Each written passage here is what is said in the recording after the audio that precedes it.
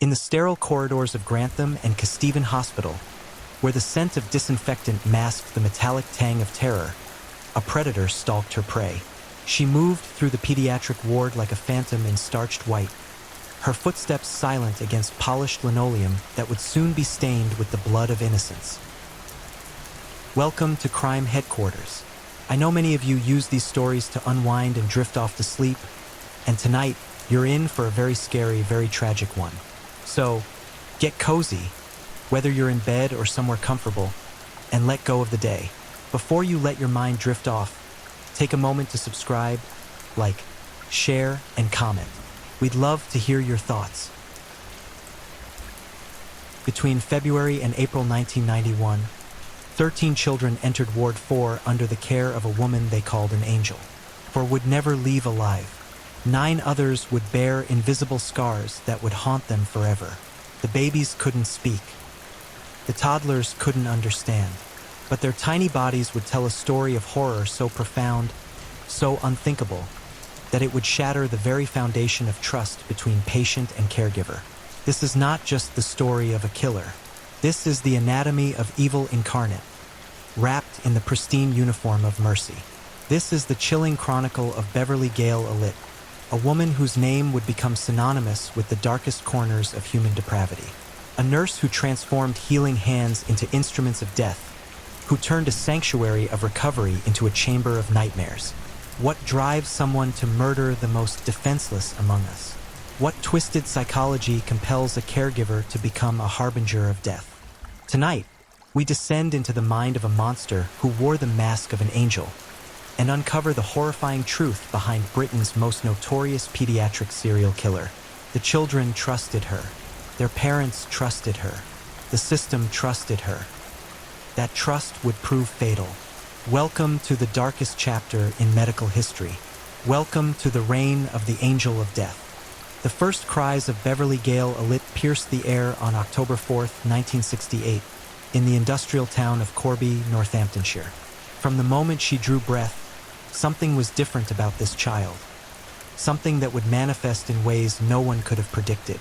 Her birth marked not the beginning of a life destined for healing, but the genesis of a nightmare that would unfold 23 years later in the most shocking way imaginable. Corby in the late 1960s was a town of contrasts, a place where the smoke of steel furnaces mixed with the dreams of working-class families seeking better lives. The Alit household appeared normal from the outside. Richard Alit, a liquefied petroleum gas fitter, and Lillian Alit, a school cleaner, raising their 4 children in a modest terraced house on Corby's Occupation Road. But behind the facade of this ordinary family lurked the seeds of something extraordinary and terrifying. From her earliest years, Beverly displayed behaviors that should have raised alarm bells, behaviors that, in hindsight, read like a blueprint for the horror she would later unleash. She was a child obsessed with attention, but not the typical attention-seeking of a normal youngster. Beverly's methods were more sinister, more calculated. She would deliberately injure herself, creating wounds that required medical attention, then bask in the sympathy and care that followed. By the age of 5, her pattern of self-harm had become so frequent that doctors began to take notice. She would arrive at the local clinic with mysterious cuts, unexplained bruises, and injuries that seemed to occur with suspicious regularity. Each visit was accompanied by elaborate stories of accidents and mishaps that didn't quite add up. The medical staff, trained to heal rather than suspect, treated each incident as an isolated case. They couldn't have known they were witnessing the early rehearsals of a future killer.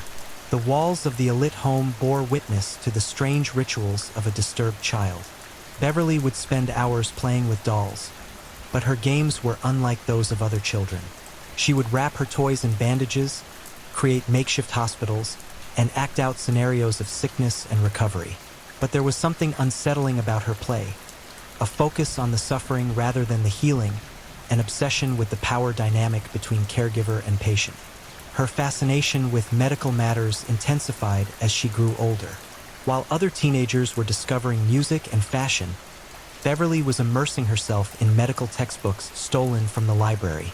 She memorized symptoms, studied diseases, and absorbed knowledge about the human body's vulnerabilities with the intensity of a scholar or a predator studying its prey. At Charles Hawtrey School, teachers noted Beverly's unusual demeanor. She was intelligent but manipulative, charming when it served her purposes but cold when crossed. Her school reports painted a picture of a student who was technically competent but emotionally hollow. Classmates would later remember her as someone who seemed to enjoy others' misfortune a little too much, who lingered a little too long when someone was hurt or upset. The pattern of self-injury continued throughout her adolescence, becoming more sophisticated and more dangerous. She would cut herself in places that required emergency medical treatment, always with plausible explanations that fooled overworked emergency room staff. Each incident reinforced her growing addiction to the medical environment. The sterile smell of hospitals, the concerned voices of medical professionals, the sense of drama and urgency that surrounded medical emergencies. But perhaps most chilling was Beverly's apparent lack of genuine emotion during these episodes. Observers noted that while she displayed the outward signs of distress, her eyes remained cold, calculating. She seemed to be studying the reactions of those around her, learning how to manipulate their sympathy and concern. These were not the desperate cries for help of a troubled teenager, but the cold experiments of someone testing the boundaries of manipulation and control. As she approached her 18th birthday, Beverly's future began to crystallize around her obsession with the medical field. Despite her academic struggles and concerning behavioral patterns, she was accepted into a nursing program at Grantham College. The irony was lost on those who approved her application. They were essentially handing a loaded weapon to someone who had spent years demonstrating an unhealthy relationship with suffering and power. The nursing program should have been a screening process, designed to identify those unsuited for the sacred trust of patient care. But Beverly had spent years perfecting her mask of normalcy. She knew exactly what her instructors wanted to see: compassion, dedication, a desire to help others. She delivered these performances flawlessly, all while her true nature remained hidden beneath layers of carefully constructed deception. Her fellow nursing students found Beverly to be somewhat odd but harmless. She volunteered for extra shifts, particularly in pediatrics, claiming a special affinity for working with children. What they didn't see were the moments when she was alone with patients, the way her demeanor would shift, the calculating look that would enter her eyes, the subtle experiments she would conduct with medications and procedures. During her training rotations, there were incidents that should have raised red flags. Patients under Beverly's care experienced unexplained setbacks, sudden deteriorations that seemed to occur primarily during her shifts. But the medical establishment, operating under the assumption that their staff were there to heal, attributed these incidents to coincidence or the natural unpredictability of illness. The most disturbing aspect of Beverly's development was not what she did, but how she felt about it. Normal individuals working in healthcare experience emotional stress when patients suffer setbacks or die. They feel sadness, frustration, sometimes guilt, even when the outcomes are beyond their control. Beverly felt none of these things. Instead, she experienced something much darker: a sense of excitement, of power, of control over life and death that fed a growing hunger within her. Her final assessment before qualification painted a picture of a competent, if unremarkable, nursing student. The instructors noted her enthusiasm for pediatric care and her willingness to work extra shifts. They saw dedication where they should have seen obsession, commitment where they should have seen compulsion. On a cold day in early 1991, Beverly Gale Alitt was awarded her nursing qualification and began searching for employment. The job market for newly qualified nurses was competitive, but Beverly's apparent enthusiasm for working with children made her an attractive candidate for pediatric positions. When Grantham and Kesteven Hospital advertised for temporary nursing staff for their pediatric ward, Beverly's application stood out. She was local, qualified, and appeared eager to begin her career in the noble profession of nursing. The interview process was routine, focusing on technical competence and basic interpersonal skills. Beverly performed flawlessly, presenting herself as a caring individual with a genuine desire to help sick children. The interviewers were impressed by her knowledge and her apparent compassion. They saw exactly what she wanted them to see: a dedicated healthcare professional ready to make a positive difference in the lives of vulnerable patients. On February 21, 1991, Beverly Alit walked through the doors of Grantham and Kesteven Hospital as a newly employed state-enrolled nurse on Ward 4, the children's ward. She was 22 years old, professionally qualified, and completely trusted by her new colleagues. She wore the same uniform as her peers, carried the same qualifications, and spoke the same language of care and healing. But beneath that veneer of professional competence lurked something that had been growing and developing for over 2 decades. A hunger for control, a fascination with suffering, and a complete absence of the empathy that should define anyone entrusted with the care of others. The hospital staff saw a new colleague. The children's families saw another guardian angel in white. They were all wrong. What had just entered their sterile sanctuary was something far more dangerous than any virus or disease they had ever encountered. It was evil incarnate, dressed in the costume of mercy, and it was about to begin the most horrifying killing spree in British medical history. Ward 4 was about to become a hunting ground, and the most innocent among us were about to become prey. The nightmare was about to begin, and nobody saw it coming. Ward 4 of Grantham and Kesteven Hospital was designed to be a sanctuary of healing, a place where sick children could recover surrounded by medical expertise and compassionate care. The 28-bed pediatric unit buzzed with the controlled chaos typical of children's hospitals. The sounds of young voices, concerned parents, and dedicated medical staff working around the clock to heal the most vulnerable patients. The ward's layout was both a blessing and a curse. Its open design allowed for easy monitoring of patients, but it also provided numerous opportunities for someone with malicious intent to move undetected. The medication room, the equipment storage areas, and the various treatment rooms created a maze of spaces where a predator could work unseen. For Beverly Alit, who began her employment there in February 1991, it was the perfect hunting ground. From her first day on Ward 4, Beverly demonstrated an unusual level of enthusiasm for her work. While other nurses might show signs of fatigue or stress when dealing with sick children, Beverly seemed energized by the environment. She volunteered for extra shifts, particularly night shifts when staffing was lighter and supervision was minimal. Her colleagues initially interpreted this as dedication. They had no idea they were witnessing the behavior of a predator establishing her territory. The first victim was 7-week-old Liam Taylor, a baby admitted to Ward 4 on February 21, 1991. The same day Beverly began her employment. Liam had been born prematurely and was suffering from a chest infection, but his condition was not considered life-threatening. His parents, Chris and Joanne Taylor, were cautiously optimistic about his recovery. They trusted the medical staff completely, never imagining that their baby's greatest threat would come not from his illness, but from the woman tasked with his care. Liam's medical records from that fateful day paint a picture of a routine pediatric case that suddenly and inexplicably went wrong. During Beverly's shift, the baby began experiencing mysterious cardiac episodes. Sudden, severe interruptions to his heart rhythm that defied medical explanation.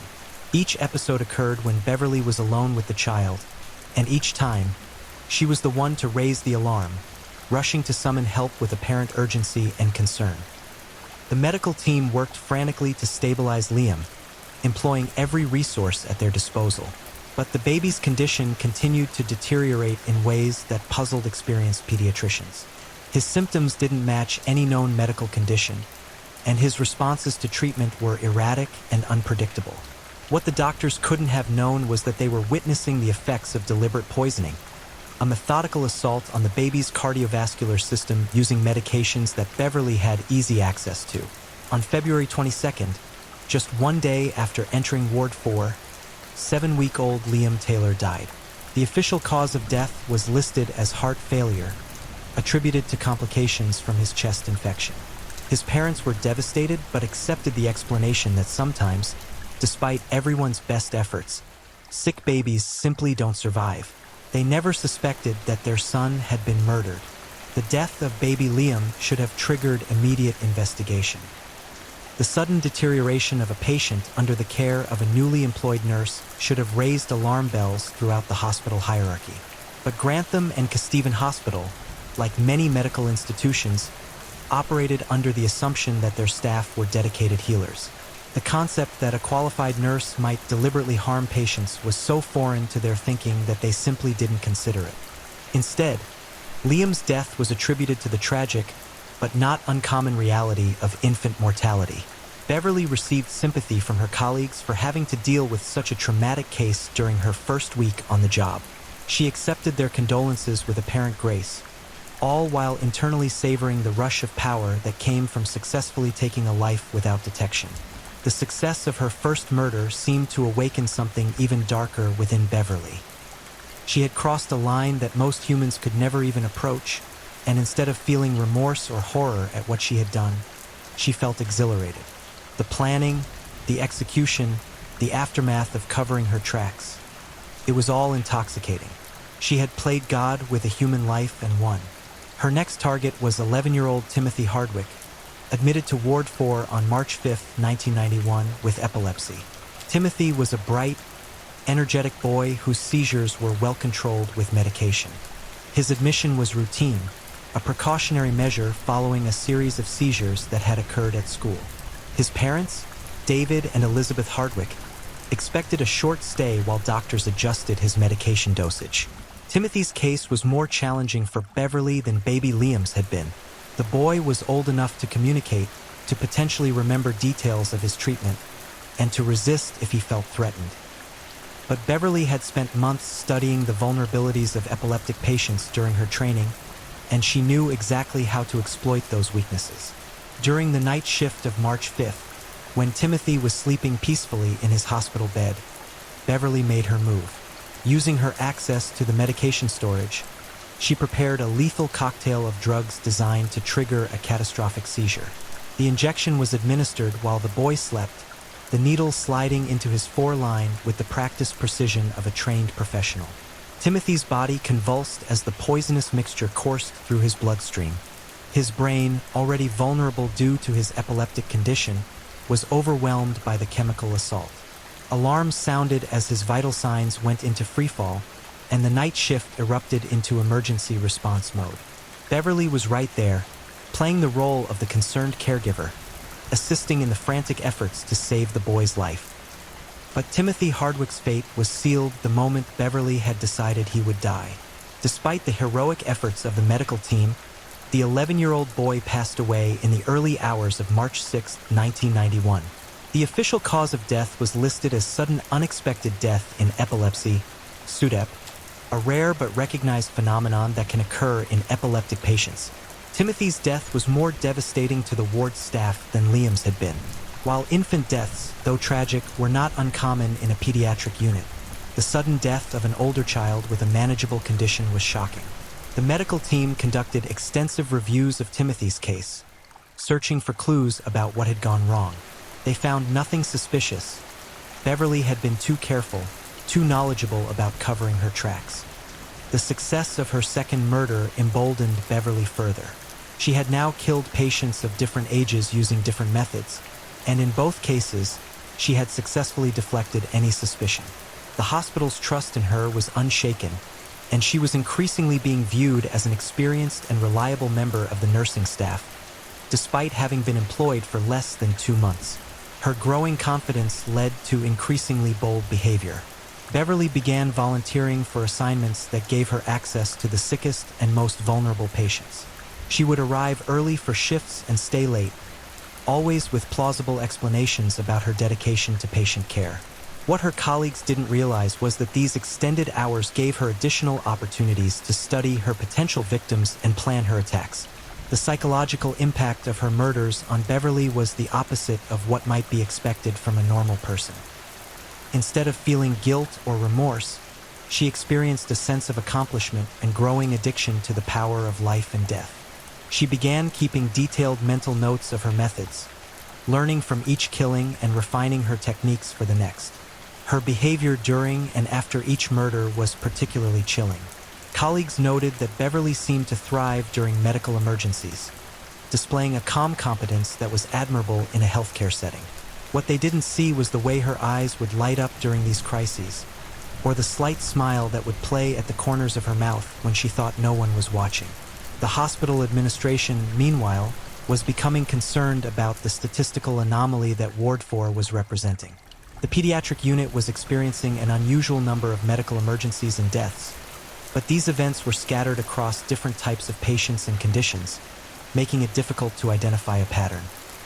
Each incident, when examined individually, had plausible medical explanations. Dr. Nelson Porter, the consultant pediatrician responsible for Ward 4, began conducting informal reviews of the recent cases. He was troubled by the cluster of incidents but couldn't identify a common factor that might explain the spike in emergencies. The possibility that a member of his trusted nursing staff might be deliberately harming patients never entered his consideration. Beverly's third victim would be the case that began to crack the facade of medical explanations and coincidental deaths. On March 20th, 1991, one-year-old Kaylee Desmond was admitted to Ward 4 with a chest infection. Kaylee was a happy, healthy toddler whose infection was responding well to treatment. Her parents, Sue and Alan Desmond, were relieved that their daughter's condition was improving and expected to take her home within a few days. But Beverly had other plans for little Kaylee. The toddler represented a new challenge. She was mobile, curious, and likely to resist any attempt to harm her. Beverly would need to be more creative in her approach, more patient in her methods. She began studying Kaylee's routine, learning when the child napped, when her parents visited, and when she would be most vulnerable to attack. The opportunity came during the afternoon of March 21st, when Kaylee's parents had gone to the hospital cafeteria for lunch. The toddler was sleeping peacefully in her crib, surrounded by the cheerful decorations and stuffed animals that had been brought from home to comfort her during her hospital stay. These symbols of innocence and love would soon become the backdrop for an act of unspeakable evil. Beverly approached Kaylee's crib with the calculated precision of a predator. She had prepared a syringe containing a lethal dose of insulin, a drug that would cause the child's blood sugar to plummet catastrophically, potentially leading to coma and death. The injection site would be tiny, easily missed during a routine examination, and the symptoms would mimic those of various medical conditions. As the insulin entered Kaylee's bloodstream, the little girl's body began to react to the chemical assault.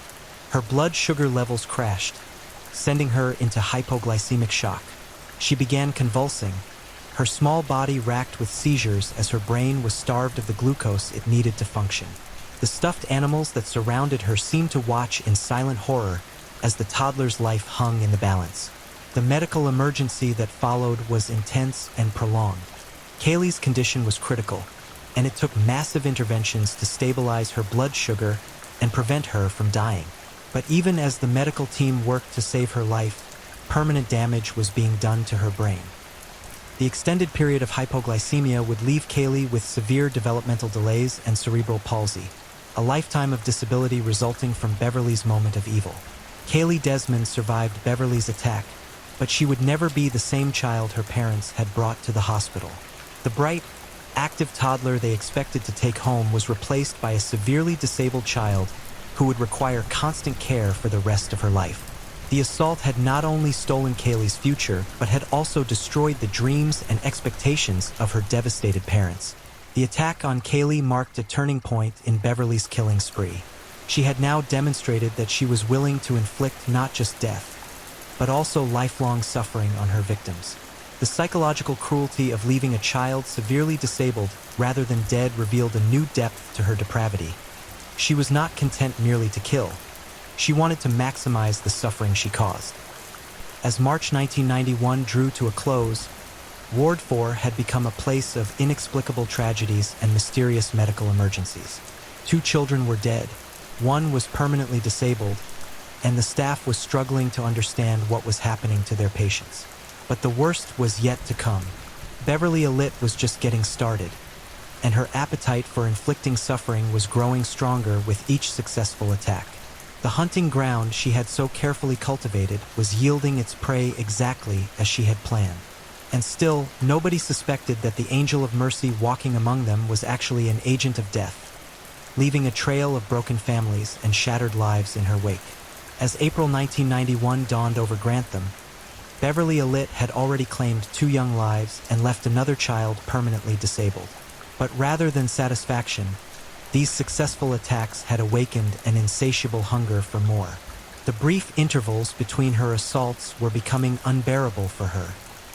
The mundane aspects of nursing work paled in comparison to the intoxicating rush of holding life and death in her hands. Ward 4 had become her personal theater of horror, and she was both director and lead performer in a twisted drama of suffering that played out under the unwitting eyes of her colleagues. The hospital staff continued to view the recent tragedies as unfortunate coincidences, their trust in the system and in Beverly remaining unshaken. This blind faith would prove fatal for several more children. On April 1st, 1991, 5-month-old Paul Crampton was admitted to Ward 4 with a minor chest infection. Paul was a healthy, robust baby whose condition was expected to clear up quickly with routine antibiotic treatment. His parents, Margaret and David Crampton, were not particularly worried. Their son's symptoms were mild, and the doctors had assured them that the admission was purely precautionary. But Paul's healthy constitution made him an irresistible target for Beverly. Here was a baby who should have been easy to treat and quick to recover, the perfect subject for her to demonstrate the devastating power she wielded. She began planning his assault almost immediately, studying his feeding schedule, monitoring his parents' visiting patterns, and identifying the optimal time to strike. The opportunity came during the early morning hours of April 2nd, when Paul was sleeping peacefully in his cot. Beverly approached with a syringe containing a massive dose of insulin, enough to send the baby into catastrophic hypoglycemic shock. The injection was administered with the cold precision of an executioner, delivered through the baby's existing foreline to avoid leaving additional puncture wounds. Within minutes, Paul's body began to convulse as his blood sugar crashed to life-threatening levels. His tiny form writhed in his cot as seizures racked his nervous system. His brain starved of the glucose essential for survival. The monitors around his bed erupted in alarm as his vital signs plummeted toward flatline. Beverly's response to the emergency was a masterclass in manipulation. She appeared genuinely distressed as she called for help, cradling the seizing baby with apparent tenderness while secretly savoring the chaos she had created. Her performance was so convincing that her colleagues later praised her quick thinking and professional response during the crisis. The medical team worked frantically to save Paul's life, pumping glucose into his tiny body and administering every available treatment to counteract the mysterious metabolic crisis. But the damage had been extensive, and despite their heroic efforts, 5-month-old Paul Crampton was declared dead on April 2, 1991. The death certificate listed the cause as sudden infant death syndrome, a diagnosis that provided closure for the grieving parents while masking the true nature of their baby's murder. Margaret and David Crampton left the hospital carrying their son's belongings instead of their living child, never knowing that Paul had been deliberately killed by the woman they had trusted to care for him. Paul's death represented Beverly's third successful murder, and the psychological impact on her was profound. She was becoming addicted to the process. The planning, the execution, the aftermath of medical chaos, and the satisfaction of fooling everyone around her. Each successful kill reinforced her sense of superiority and fed her growing God complex. Her confidence was now so elevated that she began taking greater risks. Rather than spacing her attacks weeks apart, she started looking for opportunities to strike more frequently. The addictive nature of her crimes was driving her to escalate both the frequency and brutality of her assaults. On April 5, 1991, 18-month-old Bradley Gibson was admitted to Ward 4 following an illness at home. Bradley was a bright, energetic toddler who had been vomiting and appeared dehydrated. His condition was not considered serious, and doctors expected him to recover quickly with 4 fluids and monitoring. Bradley's case presented Beverly with new challenges and opportunities. The toddler was old enough to be mobile and aware of his surroundings, but young enough to be unable to communicate what was happening to him. He represented the perfect victim, vulnerable yet responsive enough for Beverly to observe his suffering in detail. She began her assault on Bradley during the evening shift of April 5th. Using her access to the medication storage, she prepared a cocktail of drugs designed to create maximum physiological chaos. The mixture included insulin to crash his blood sugar, potassium to disrupt his heart rhythm, and other medications that would create a cascade of life-threatening symptoms. The injection was administered while Bradley was sleeping, the needle sliding into his foreport with practiced precision. Within minutes, the toddler began experiencing the effects of the poison coursing through his bloodstream. His small body convulsed as multiple organ systems began to fail simultaneously, creating a medical emergency of staggering complexity. But Beverly wasn't finished with Bradley. As the medical team worked to stabilize him, she prepared additional injections, planning to deliver more poison as soon as the opportunity presented itself. She was determined to ensure that this attack would be successful, that Bradley would not survive to potentially remember or report what had been done to him. The second assault came 12 hours later, when Bradley had been temporarily stabilized but remained critically ill. Beverly administered another dose of her lethal cocktail, this time focusing on medications that would cause respiratory failure. The toddler's breathing became labored, then stopped entirely as his nervous system was overwhelmed by the chemical assault. Despite the intensive efforts of the medical team, 18-month-old Bradley Gibson died on April 6, 1991. The official cause of death was listed as complications from gastroenteritis, a diagnosis that seemed plausible given his initial symptoms. His parents, heartbroken but trusting in the medical explanation, buried their son believing that his death was a tragic but natural outcome of his illness. Bradley's murder marked a significant escalation in Beverly's killing spree. She had now claimed for young lives in less than 2 months, and her methods were becoming increasingly sophisticated and brutal. The psychological satisfaction she derived from each successful kill was driving her to seek new victims with growing urgency. Her behavior during this period was particularly disturbing to observe in hindsight. While her colleagues were struggling with the emotional toll of the recent deaths on Ward 4, Beverly appeared remarkably resilient. She volunteered for additional shifts, showed enthusiasm for working with the sickest patients, and displayed what others interpreted as admirable dedication to her profession. What they were actually witnessing was a predator in her element, energized by the hunting ground she had created and eager for new opportunities to kill. The recent deaths had not traumatized her as they had her colleagues. Instead, they had fed a growing addiction that demanded ever more frequent satisfaction. On April 12, 1991, Beverly's hunger for violence led her to target twins Katie and Becky Phillips, 5-month-old sisters who had been admitted to Ward 4 with gastroenteritis. The twins represented an unprecedented opportunity, 2 victims from the same family, allowing Beverly to inflict maximum emotional devastation on their parents while doubling her own satisfaction. Katie Phillips became the first target. During the early morning hours of April 13th, while her twin sister slept peacefully in the adjacent cot, Katie was subjected to one of Beverly's most vicious attacks. Using a combination of insulin and potassium, Beverly created a chemical weapon designed to cause maximum suffering before death. The poison sent Katie into agonizing convulsions, her tiny body racked with seizures as multiple organ systems began shutting down. The monitors surrounding her cot screamed warnings as her vital signs collapsed, bringing medical staff running to witness the horror Beverly had unleashed. But this time, Beverly had made a critical error. The dose she had administered was so massive and the symptoms so severe that they didn't match any known medical condition. The attending physicians were puzzled by the extreme nature of Katie's metabolic crisis and began questioning whether external factors might be involved. Despite receiving the most aggressive treatment available, Katie Phillips died on April 13, 1991. The death certificate listed the cause as sudden infant death syndrome, but several members of the medical team privately expressed doubts about the diagnosis.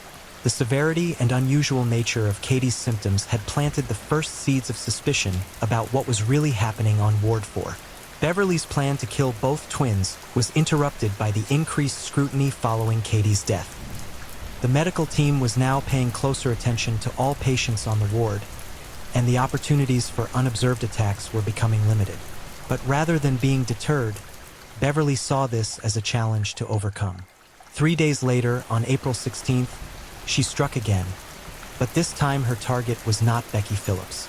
Instead, she chose 2-month-old Christopher Peasgood, who had been admitted with a minor breathing difficulty.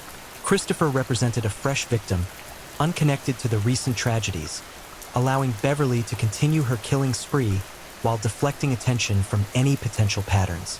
The attack on Christopher was particularly brutal, involving multiple injections of different toxins designed to create a prolonged and agonizing death. Beverly had become obsessed with the process of killing, savoring every moment of her victims' suffering and studying their responses to different poisons. Christopher's small body fought desperately against the chemical assault, his immune system and organs working frantically to process the toxins flooding his bloodstream. But the baby's natural defenses were no match for the calculated cruelty of his attacker. He died on April 17, 1991, becoming Beverly's sixth murder victim in less than 2 months. The death of Christopher Peasgood finally triggered the alarm that should have sounded much earlier. Dr. Nelson Porter, the consultant pediatrician responsible for Ward 4, could no longer ignore the statistical anomaly his unit had become. 6 child deaths in 2 months was far beyond normal expectations, even accounting for the seriously ill patients they treated. Porter began conducting detailed reviews of each case, searching for common factors that might explain the cluster of deaths. His investigation initially focused on potential environmental causes, contaminated equipment, medication errors, or infectious disease outbreaks. The possibility that a member of his staff might be deliberately murdering patients was still too horrific to consider seriously. But as Porter delved deeper into the medical records, disturbing patterns began to emerge. Many of the deaths had occurred during specific nursing shifts, and there were unusual medications recorded in several cases that didn't match the standard treatment protocols. Most troubling of all, the majority of these incidents had occurred when one particular nurse was on duty, Beverly Alit. The realization that a serial killer might be operating within his ward hit Porter like a physical blow. The trusted colleague who had volunteered for extra shifts, who had shown such dedication to patient care, who had been present during many of the medical emergencies, might actually be the cause of the tragedies they had all been mourning. On April 18, 1991, Porter made the most difficult decision of his medical career. He contacted the hospital administration and recommended that Beverly Alit be immediately suspended from duty, pending a full investigation into the recent deaths on Ward 4. The hunt for evidence was about to begin, and Beverly's reign of terror was finally coming under scrutiny. But even as suspicions were mounting against her, Beverly had already begun planning her next attack. The addiction to killing had become so powerful that she was willing to take enormous risks to satisfy it. She had no intention of stopping her murderous spree voluntarily, and she certainly had no remorse for the children she had already killed. The investigation that was about to unfold would reveal the full scope of her crimes and expose the calculated nature of her attacks. But for the families who had already lost their children, the discovery would come too late. 6 young lives had been stolen, and several other children had been permanently damaged by a woman who had taken an oath to do no harm. The angel of death was about to be unmasked, but her victims would never return to their grieving families. The nightmare she had created on Ward 4 was finally nearing its end, but the scars she had left would last forever.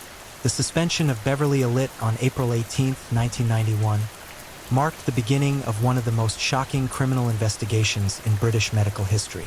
What had started as Dr. Nelson Porter's statistical review of unusual deaths on Ward 4 would evolve into a comprehensive police investigation that would expose the full extent of Beverly's murderous rampage and forever change how hospitals monitor their staff. The immediate effect of Beverly's suspension was telling and damning. The mysterious medical emergencies that had plagued Ward 4 suddenly ceased entirely. No more unexplained cardiac arrests, no more sudden metabolic crises, no more inexplicable deaths of children who should have recovered easily. The correlation was impossible to ignore, even for those who had initially refused to believe that one of their trusted colleagues could be capable of such evil. Detective Superintendent Stuart Clifton of Lincolnshire Police received the call that would launch the most complex investigation of his career. The hospital's allegations seemed almost impossible to believe, that a qualified nurse had been systematically murdering children in her care. But the statistical evidence was overwhelming, and Clifton knew that every moment of delay potentially meant more victims. The investigation began with a painstaking review of every case that had occurred during Beverly's employment on Ward 4.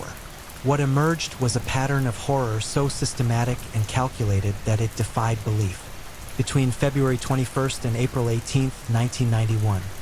A period of just 59 days, 25 children had experienced life-threatening emergencies while under Beverly's care. 13 of these children had been directly attacked, resulting in 4 deaths and 9 cases of severe harm.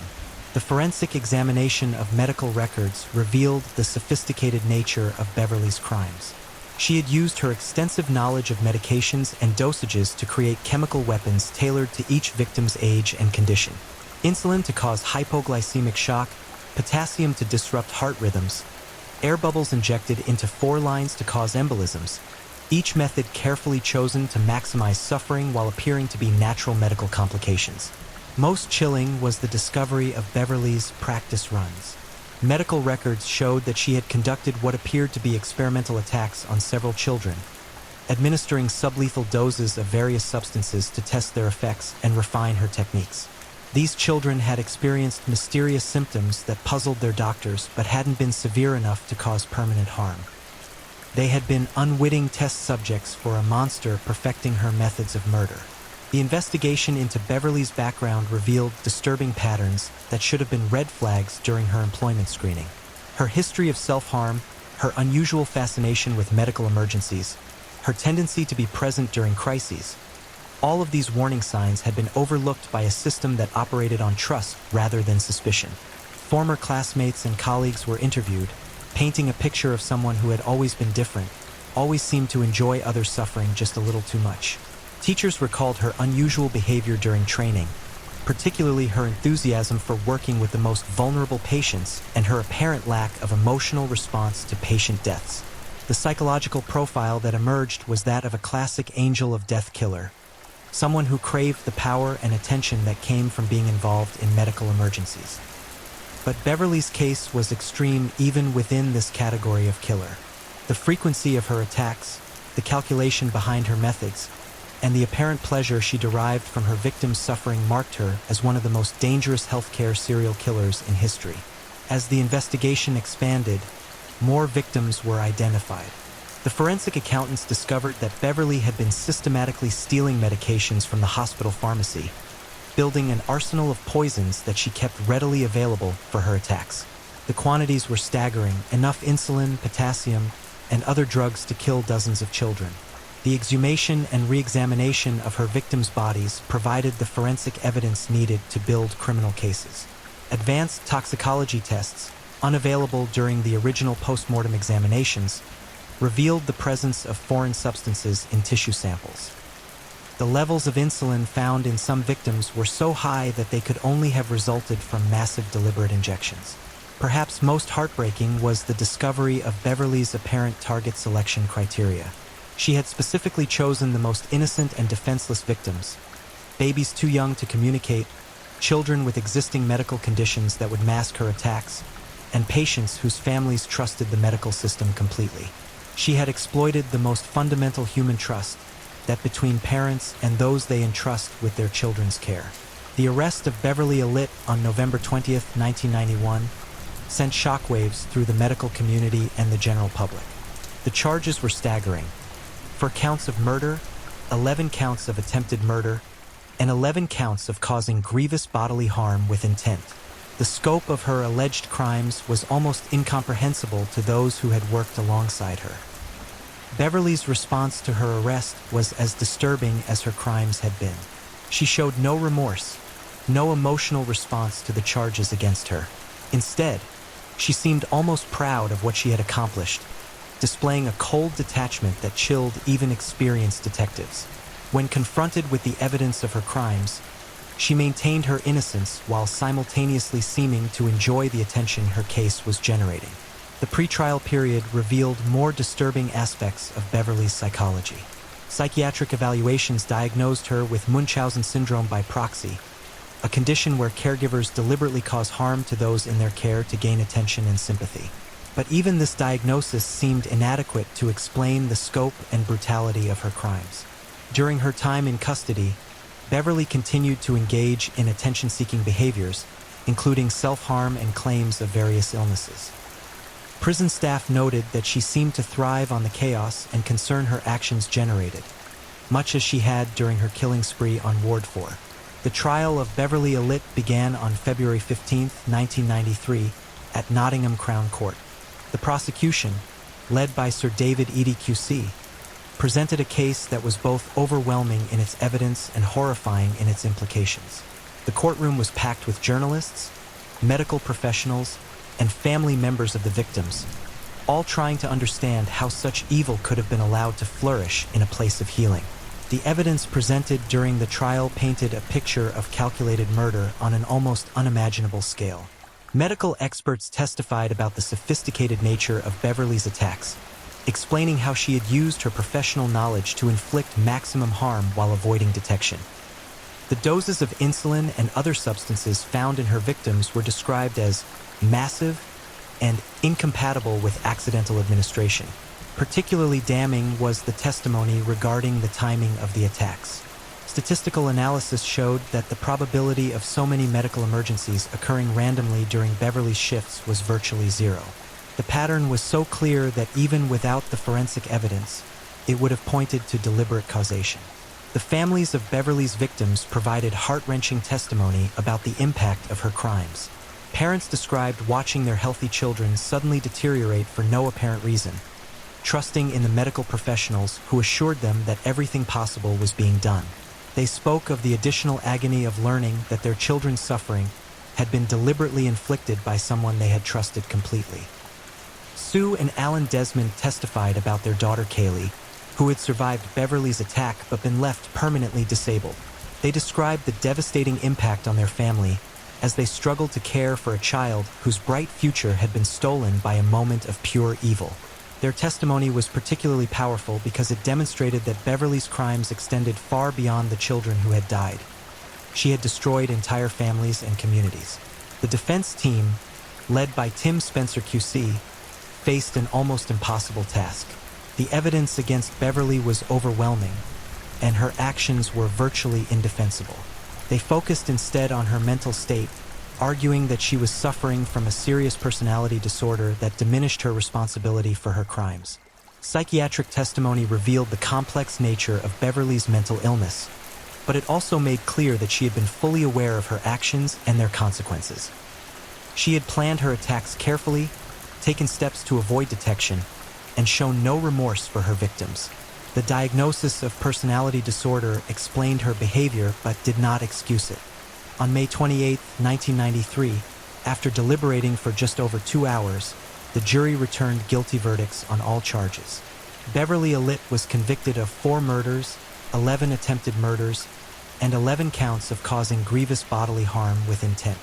The speed of the verdict reflected the overwhelming nature of the evidence against her. Justice Latham sentenced Beverly to 13 concurrent life sentences, with a recommendation that she serve a minimum of 30 years before being eligible for parole. In passing sentence, he described her crimes as a uniquely cruel series of acts, and noted that she had abused the trust placed in her as a nurse and caused immeasurable suffering to the families of her victims. The sentencing hearing was attended by many of the victims' families, who finally saw justice delivered for their murdered children. But for many of them, the legal conclusion of the case brought little comfort. Their children were still gone, their families were still shattered, and the woman responsible showed no sign of genuine remorse. The aftermath of the Beverly Elliott case had far-reaching implications for healthcare in Britain and around the world. The Clothier Inquiry, established to examine how she had been able to carry out her crimes undetected, made numerous recommendations for improving patient safety and staff monitoring in hospitals. New protocols were implemented requiring more rigorous background checks for healthcare workers, better monitoring of medication usage, and improved systems for detecting unusual patterns of patient outcomes. The concept of clinical governance was strengthened, with hospitals required to actively monitor and investigate statistical anomalies that might indicate problems with patient care. The psychological impact on Beverly's surviving colleagues was profound and lasting. Many of the nurses who had worked alongside her left the profession entirely, unable to reconcile their trust in her with the reality of what she had done. Others struggled with guilt over their failure to detect her crimes, despite the sophisticated nature of her deception. Dr. Nelson Porter, whose statistical analysis had eventually exposed Beverly's crimes, became an advocate for improved hospital monitoring systems. He spoke publicly about the need for healthcare institutions to balance trust in their staff with appropriate oversight and investigation of unusual patterns. The families of Beverly's victims faced a long and difficult journey toward healing.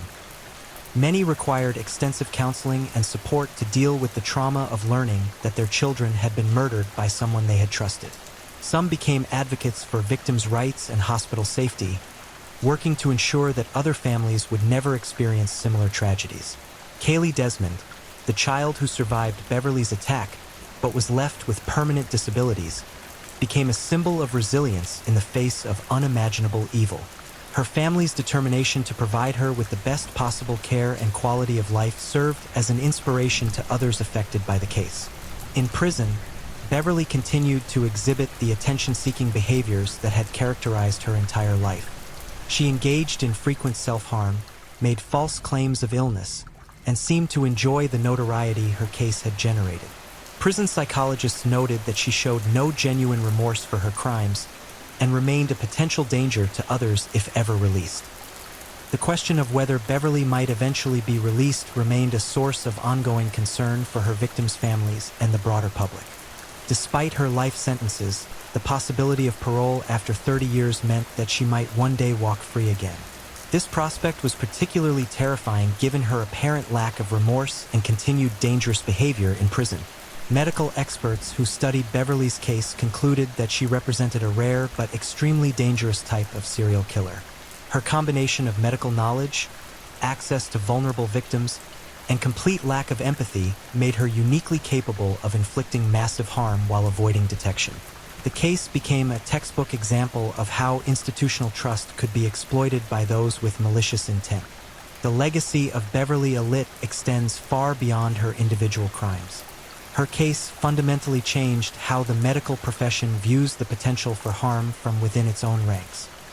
The assumption that all healthcare workers are motivated by a desire to heal was replaced by a more realistic understanding that some individuals might exploit their positions for far darker purposes. Educational programs for healthcare workers now include training on recognizing signs of colleague misconduct and the importance of reporting suspicious behavior. The culture of unquestioning trust that had allowed Beverly to operate freely was replaced by one that emphasized vigilance and accountability, while still maintaining the collaborative relationships essential to effective patient care. Today, more than 30 years after her conviction, Beverly Alit remains in prison, her earliest possible release date still years in the future. The children she murdered would have been in their 30s now, perhaps with children of their own. Instead, their graves stand as permanent reminders of the evil that was allowed to flourish in a place that should have been their sanctuary. The angel of death had finally been unmasked and caged, but the scars she left on her victims, their families, and the medical profession itself will never fully heal. Her name remains synonymous with the ultimate betrayal of trust, a chilling reminder that evil can wear the mask of mercy and that our most vulnerable citizens need protection not just from disease and accident, but from those who would exploit their helplessness for their own twisted satisfaction.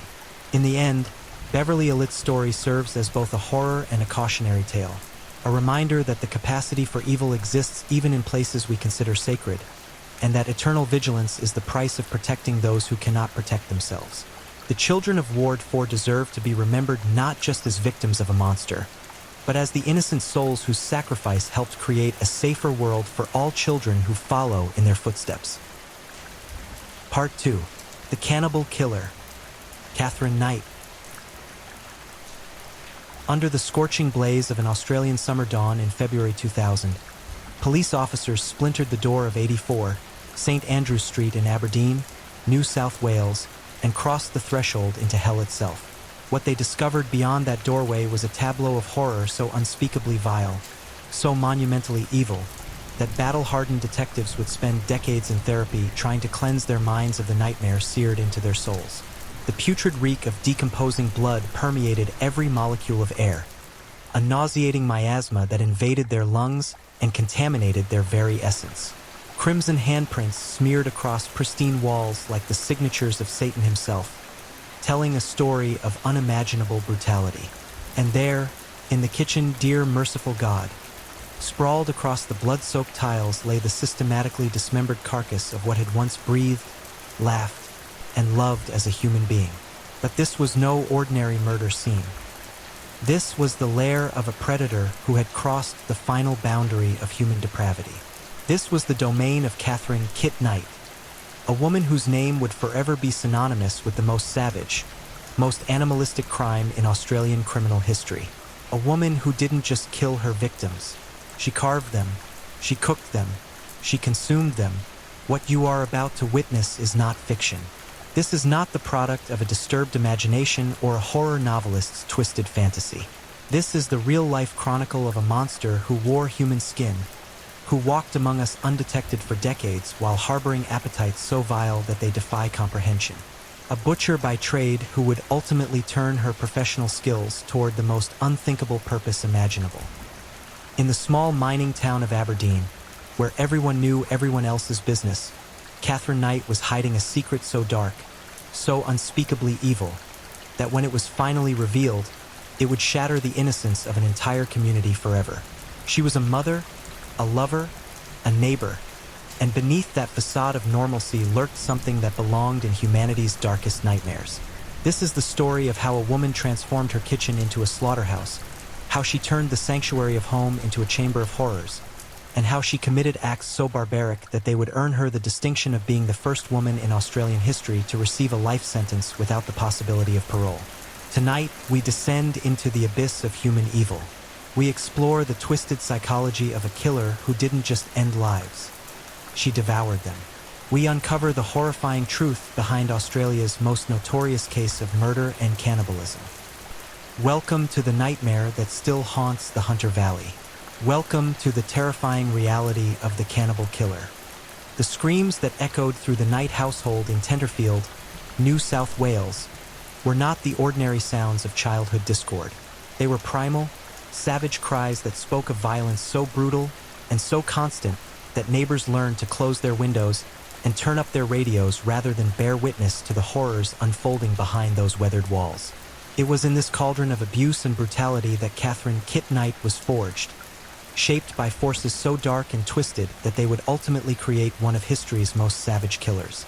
Born on October 24, 1955, Catherine was the product of a family tree poisoned at its very roots. Her father, Ken Knight, was a man whose fists spoke louder than his words, whose rage was as constant and unpredictable as a summer storm.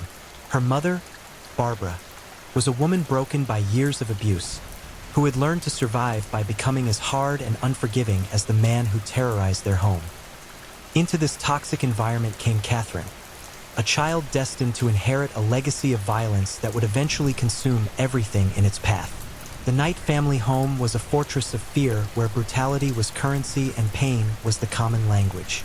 Ken Knight's rages were legendary even in a rough working-class neighborhood where domestic violence was often dismissed as a private family matter. But what happened behind the Knight family's doors went far beyond ordinary abuse. It was systematic torture designed to break spirits and destroy souls. Catherine learned her first lessons about power and control at her father's knee, watching as he wielded violence like a surgeon's scalpel, cutting away pieces of her mother's dignity with each blow. She witnessed beatings so savage that blood spattered the walls like abstract art, scenes of domestic terrorism that would have traumatized most children into catatonic withdrawal. But Catherine was different. Where other children might have cowered in terror, she watched with fascination, studying the mechanics of dominance with the intensity of a scholar. By the age of 6, Catherine had already begun to exhibit behaviors that should have triggered immediate intervention from child welfare services. She tortured small animals with methodical precision, pinning insects to boards and watching them writhe until death released them from their agony. She set fires with disturbing frequency, always managing to appear surprised and innocent when questioned about the blazes that seemed to follow in her wake. Her teachers at Tenterfield Primary School quickly learned to fear the quiet little girl with the cold eyes and the unsettling smile. Catherine displayed an alarming lack of empathy that manifested in her interactions with other children. She seemed incapable of understanding why her classmates became upset when she deliberately hurt them, viewing their tears and protests as puzzling overreactions to what she considered harmless experiments. The playground became Catherine's first hunting ground, where she refined her understanding of human psychology through calculated cruelty. She would befriend vulnerable children, earning their trust through false kindness, then systematically exploit their weaknesses for her own amusement. She discovered that she could make other children cry simply by saying the right words, and this power intoxicated her more than any drug. At home, the violence escalated with each passing year. Ken Knight's drinking had transformed from a nightly ritual into an all-day occupation, and his rages became correspondingly more frequent and more savage. Barbara Knight bore the brunt of his fury, her body becoming a canvas of bruises and scars that told the story of her daily torment. But increasingly, Ken's violence began to encompass his children as well, and Catherine found herself on the receiving end of beatings that would have hospitalized weaker souls. The physical abuse Catherine endured was horrific enough. Broken bones, split lips, bruises that covered her small body like a patchwork quilt of pain. But it was the psychological torture that truly shaped her into the monster she would become. Ken Knight seemed to take particular pleasure in breaking down Catherine's sense of self-worth, telling her repeatedly that she was worthless, unwanted, a mistake that should never have been born. But rather than crushing Catherine's spirit, this constant brutalization had an unexpected effect. It forged her into something harder, colder, more calculating than her tormentor had ever been. She began to view her father's violence not as something to be endured, but as something to be studied and ultimately surpassed. She was learning lessons about power, control, and the infliction of suffering that would serve her well in the years to come. By adolescence, Catherine had developed into a young woman whose beauty masked a personality of stunning cruelty and manipulation. She had learned to weaponize her sexuality, understanding instinctively that men's desires made them vulnerable to exploitation. She began a pattern of behavior that would define her relationships for the rest of her life, attracting men through false promises of love and devotion, then systematically destroying them through psychological and physical abuse. Her first serious relationship was with a local boy named David Kellett, whom she met when she was just 16 years old. David was everything Catherine appeared to want: kind, gentle, hardworking, and desperately in love with the beautiful young woman who had somehow chosen him above all others. He saw in Catherine a damaged soul who needed healing, a broken bird who could be mended through patience and love. What David couldn't see was the predator lurking beneath Catherine's surface, the calculating mind that viewed his kindness as weakness to be exploited. Catherine's courtship of David was a masterclass in manipulation, as she alternated between episodes of passionate devotion and sudden, inexplicable cruelty that left him confused and desperate to win back her approval.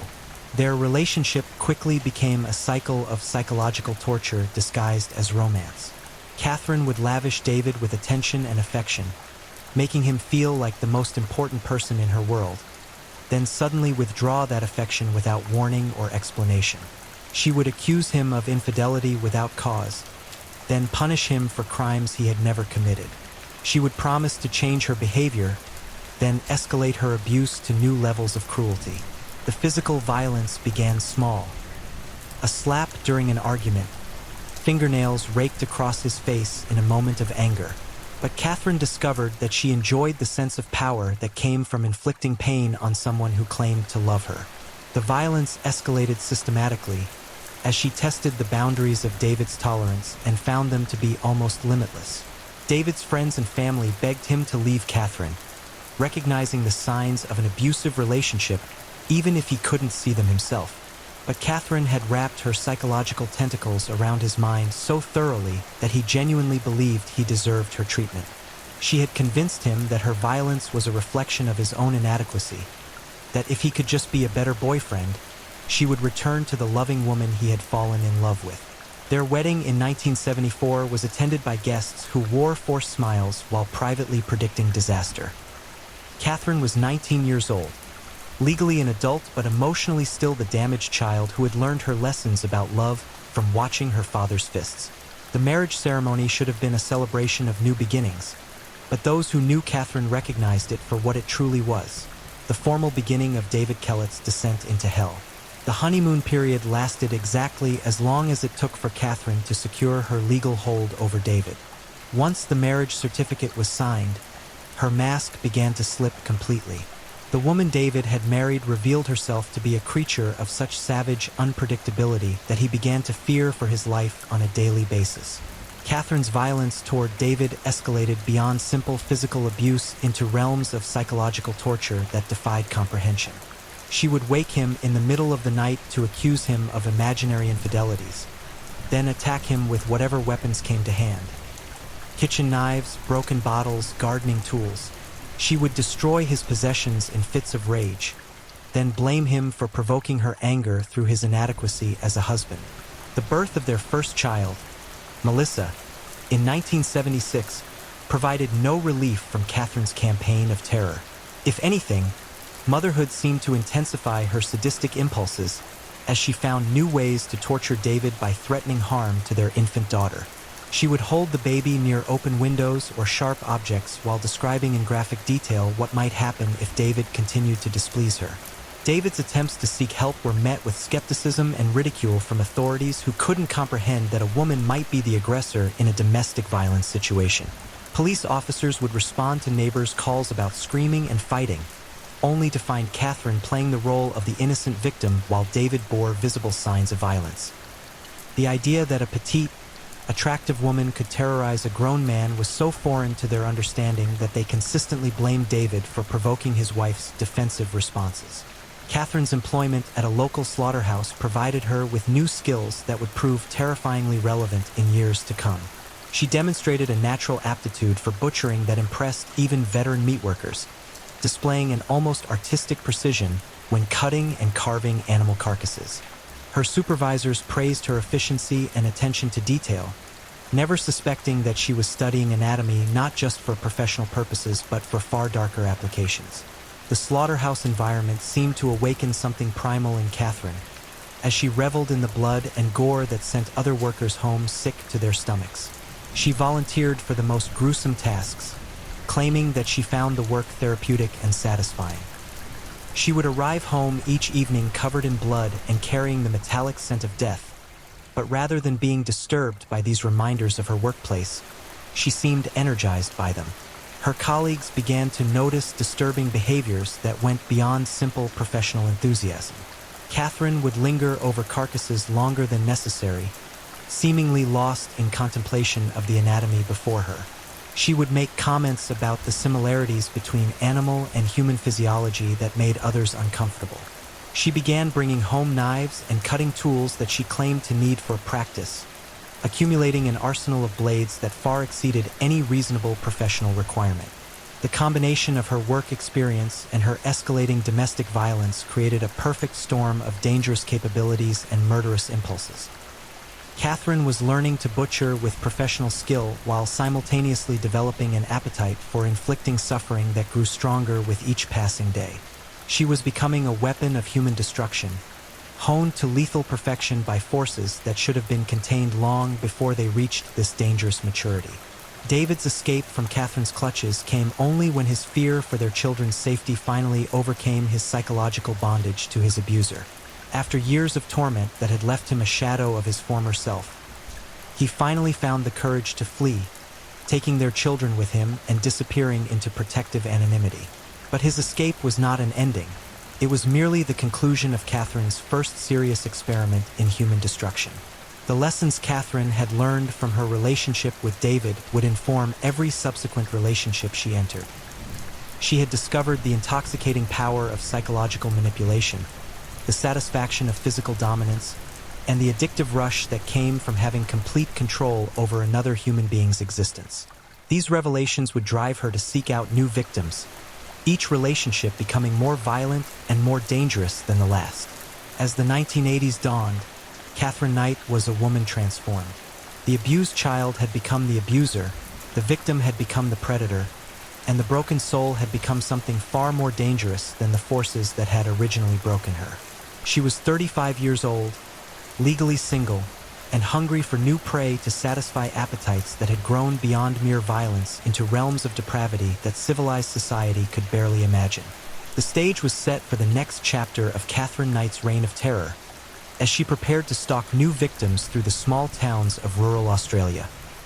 Her apprenticeship in violence was complete, and she was ready to begin the murderous career that would ultimately earn her a place in history as one of the most savage killers the world had ever known. The decade of the 1980s would witness Katherine Knight's transformation from domestic abuser into something far more sinister. A predator whose appetite for violence had evolved beyond simple brutality into realms of sadistic creativity that defied human comprehension. Having perfected her techniques on David Kellett, she was now ready to unleash her full potential on a series of victims who would discover too late that they had invited a monster into their lives. Katherine's hunting ground was the network of small towns scattered across rural New South Wales, communities where everyone knew their neighbors and violent crime was rare enough to make headlines in the local paper. These tight-knit settlements provided the perfect environment for a predator who understood how to manipulate social dynamics, how to present herself as a victim in need of rescue while concealing the savage reality of her true nature. Her next target was John Chillingworth, a gentleman in his 40s who worked as a mechanic in the town of Woodridge. John was everything Katherine had learned to recognize as ideal prey: kind-hearted, trusting, recently divorced, and desperately lonely. He was the type of man who still believed in romance, who opened doors for women and sent flowers on anniversaries, who viewed Katherine's initial displays of affection as evidence that he had finally found his soulmate. The courtship began with Katherine's now familiar pattern of overwhelming devotion mixed with subtle psychological manipulation. She would appear at John's garage at closing time, bringing home-cooked meals and claiming that she simply enjoyed taking care of a hard-working man. She would listen to his problems with apparent sympathy, offering comfort and understanding that seemed genuine to someone starved for emotional connection. But beneath this facade of domestic bliss, Katherine was conducting a careful psychological autopsy of her new victim. She studied John's vulnerabilities with scientific precision, cataloging his fears, his insecurities, and his desperate need for approval. She learned which words could reduce him to tears, which accusations could send him into spirals of self-doubt, and which threats could paralyze him with terror. The physical relationship that developed between them was characterized by a level of sexual aggression that initially excited John, but gradually became a source of fear and confusion. Katherine's appetites in the bedroom were voracious and often violent, incorporating elements of domination and pain that pushed far beyond the boundaries of normal intimacy. She would bite, scratch, and inflict deliberate injuries during their encounters, claiming that pain enhanced pleasure and that real love required sacrifice.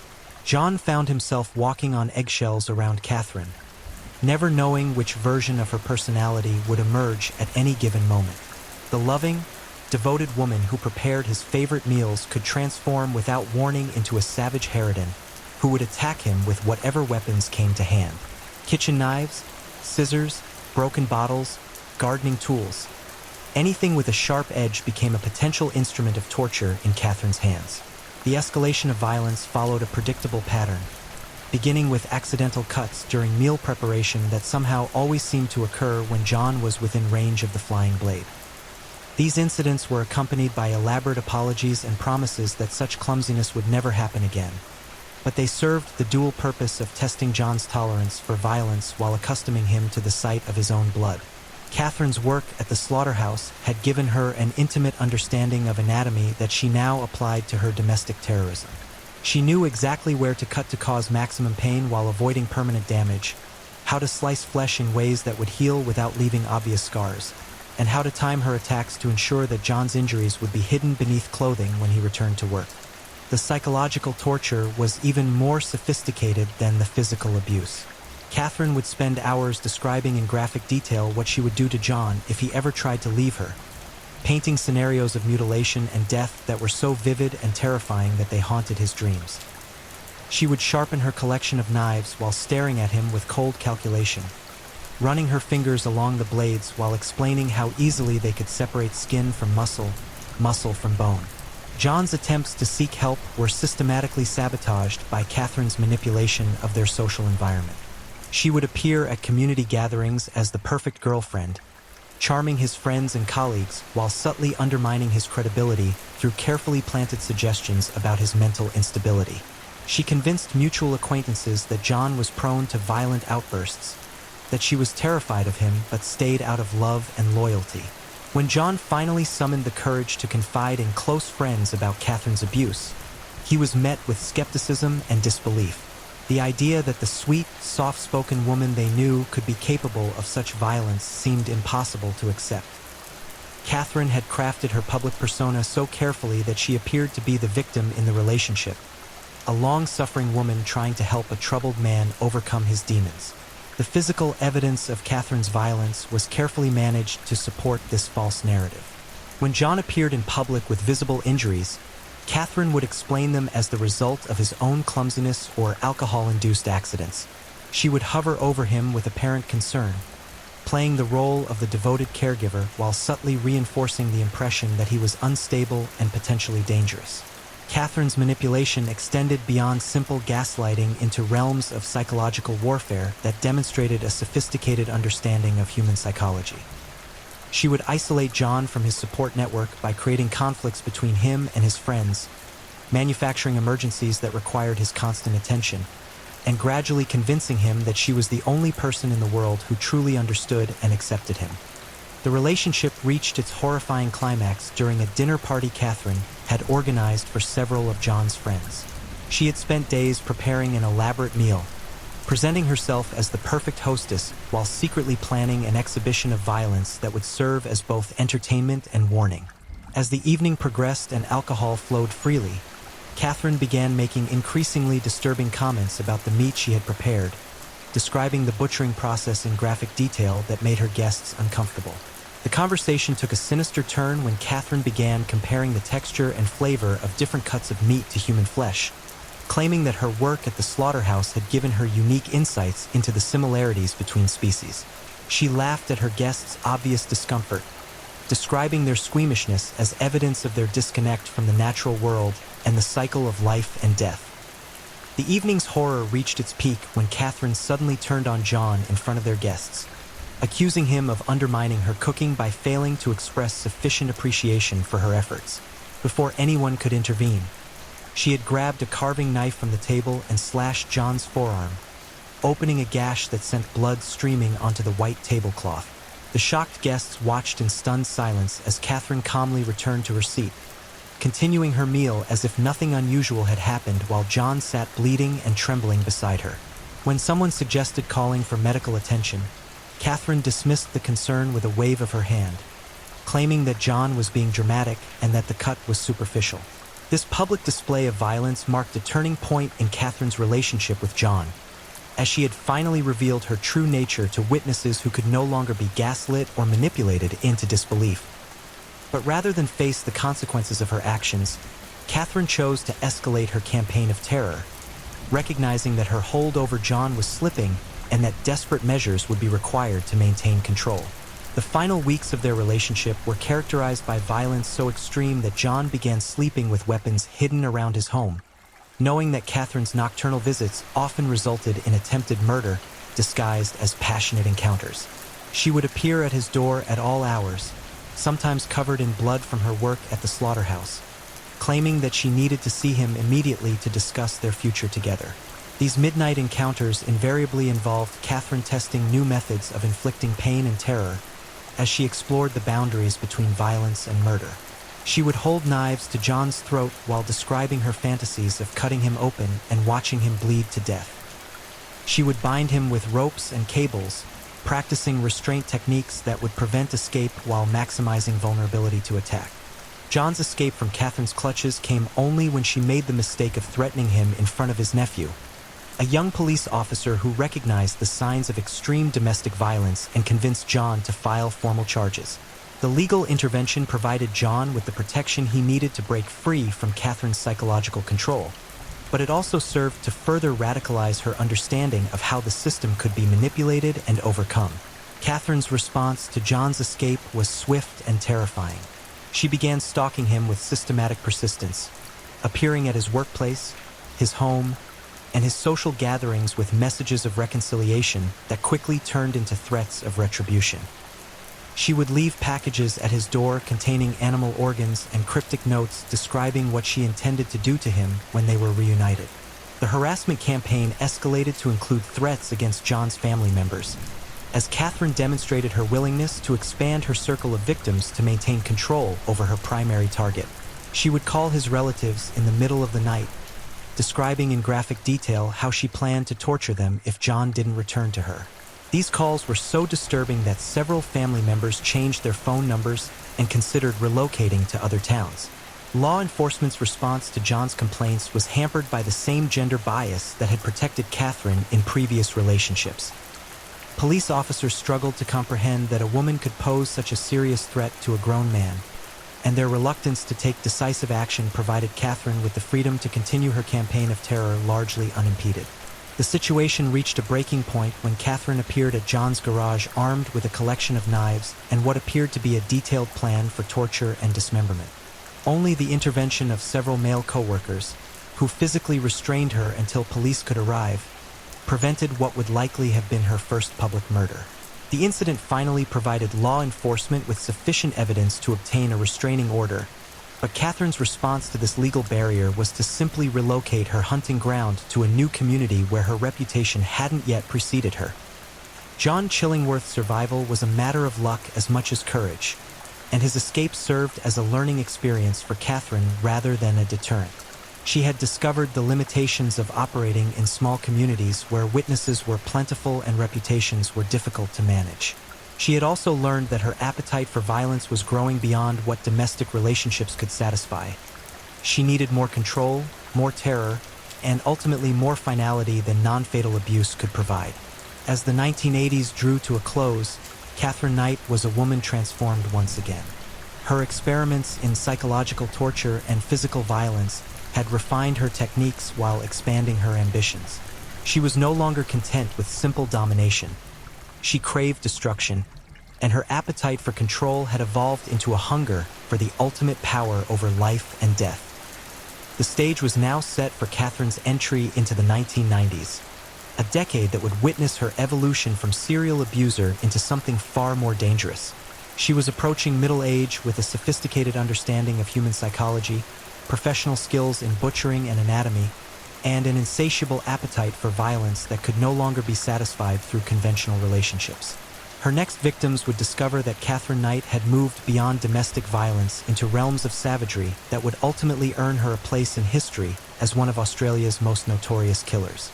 The predator had completed her evolution, and she was ready to begin hunting in earnest. The 1990s marked Catherine Knight's descent into levels of depravity that would have been unimaginable even to those who had witnessed her previous campaigns of domestic terror. Having perfected her techniques of psychological manipulation and physical violence through decades of practice, she was now ready to cross the final boundaries that separated abuse from murder, torture from cannibalism, and human behavior from monstrous savagery. Her relocation to Aberdeen, a small mining town in the Hunter Valley of New South Wales, provided Catherine with the perfect environment to reinvent herself once again. The community of fewer than 2,000 residents was close-knit but tolerant of newcomers, especially those who were willing to work in the harsh industries that sustained the local economy. Catherine's experience in slaughterhouses and meat processing made her a valuable addition to the workforce, and her carefully crafted persona as a hard-working single mother seeking a fresh start earned her acceptance and sympathy from her new neighbors. The rental house at 84 St. Andrews Street became Catherine's fortress of horror, a seemingly ordinary home that she would gradually transform into a nightmare factory where her most twisted fantasies could be brought to life. The modest weatherboard dwelling sat on a quarter-acre block surrounded by established gardens that provided privacy from neighboring properties. To visitors, it appeared to be the comfortable home of a woman trying to rebuild her life after difficult relationships. In reality, it was a carefully prepared hunting lodge where Catherine would perfect her techniques of torture, murder, and consumption. Catherine's employment at the Aberdeen Abattoir provided her with access to professional-grade cutting tools and intimate knowledge of butchering techniques that would prove terrifyingly relevant in the years to come. Her supervisors praised her efficiency and skill with knives, noting her ability to break down carcasses with surgical precision while maintaining the high hygiene standards required in meat processing facilities. What they couldn't see was the perverse pleasure Catherine derived from her work, the way her eyes would light up when handling the bloodied remains of slaughtered animals. Her colleagues at the abattoir began to notice disturbing behaviors that went beyond simple professional competence. Catherine would linger over carcasses longer than necessary, seemingly fascinated by the anatomy revealed through her cutting. She would make unsettling comments about the similarities between animal and human physiology, often accompanied by detailed descriptions of how different cuts might be prepared for consumption. She began volunteering for overtime shifts that allowed her to work alone in the facility, using these opportunities to practice techniques that had nothing to do with commercial meat processing. The arsenal of knives that Catherine accumulated in her home workshop grew beyond any reasonable professional requirement. She collected blades of every conceivable size and purpose: boning knives for precision work, cleavers for separating joints, filleting knives for delicate tasks, and butcher's knives capable of cutting through bone and cartilage. Each tool was maintained in perfect condition, sharpened to razor keenness and arranged with obsessive precision in custom-built storage cases. Catherine's psychological profile during this period revealed a predator who had moved beyond simple sadism into realms of organized evil that demonstrated careful planning and sophisticated execution. She began studying her potential victims months before making contact, learning their routines, their vulnerabilities, and their social connections. She understood that her previous relationships had been limited by the need to maintain plausible deniability, but she was now planning scenarios where such concerns would be irrelevant. Her next serious relationship began in 1993 with John Price, a local coal miner whose gentle nature and trusting disposition made him an ideal target for Catherine's evolved predatory techniques. John was a man who still believed in old-fashioned courtship, who would bring flowers and write love letters, who viewed Catherine's attention as evidence that his luck had finally changed for the better. He was 43 years old, recently divorced, and desperately lonely, all factors that Catherine recognized as exploitable weaknesses.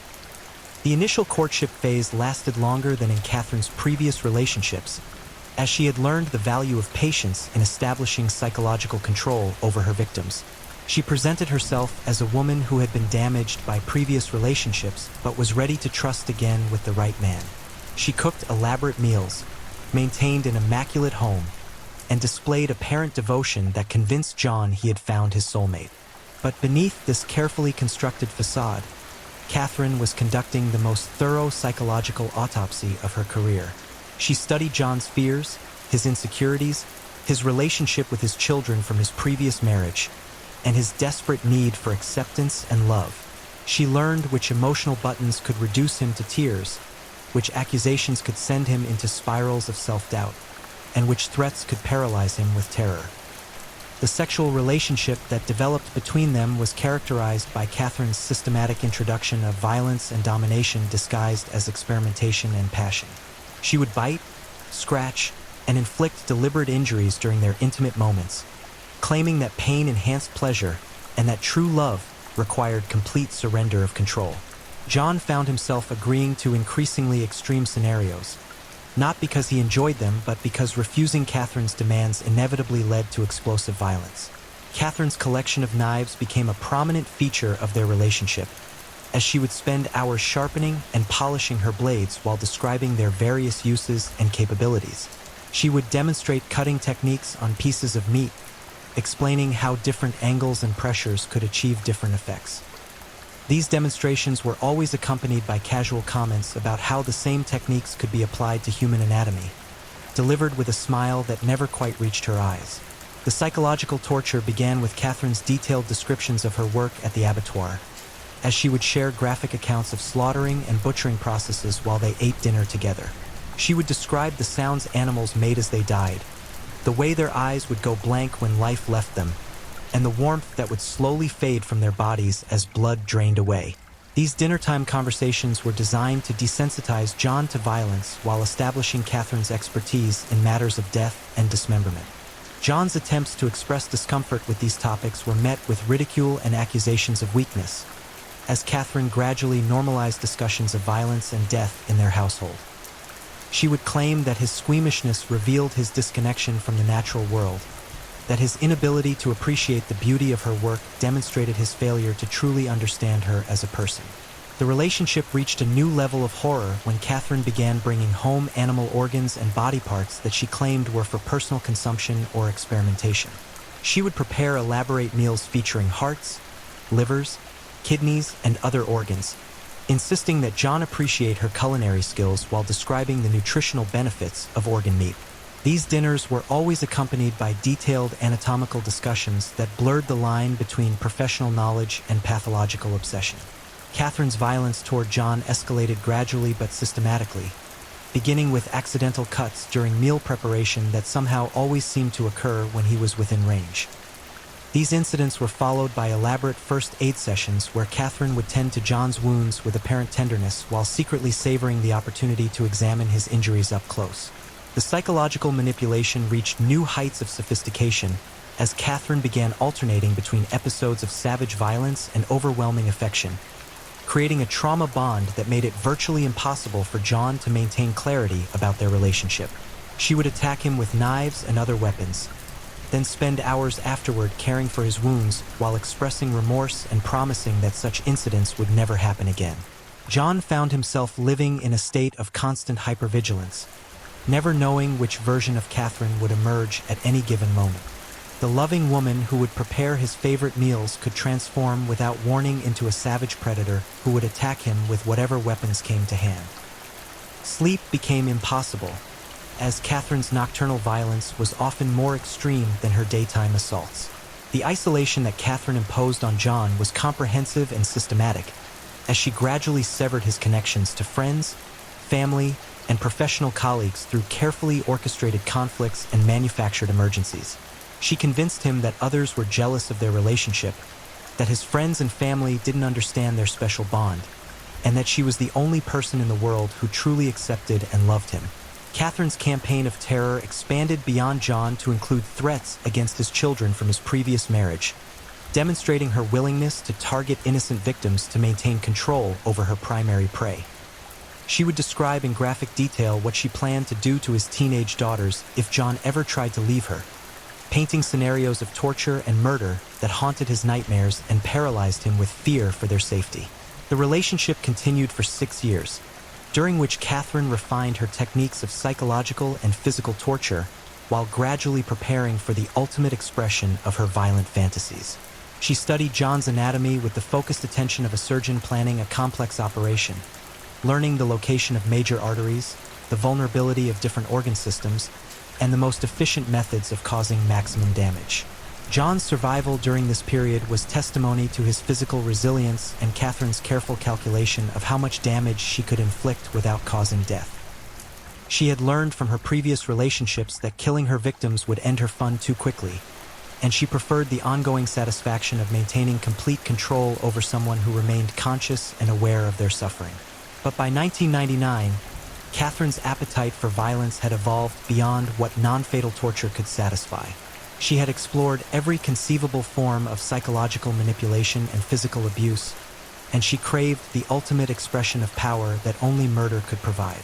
She began planning John's death with the same meticulous attention to detail that had characterized her previous campaigns of terror. The planning phase involved extensive research into forensic science and police investigation procedures, as Catherine understood that her final act of violence would need to be carefully orchestrated to avoid immediate detection. She studied crime scene investigation techniques, learned about DNA evidence and trace analysis, and developed strategies for disposing of evidence that might connect her to John's disappearance. Catherine's preparation also included stockpiling supplies and equipment that would be needed for her ultimate fantasy.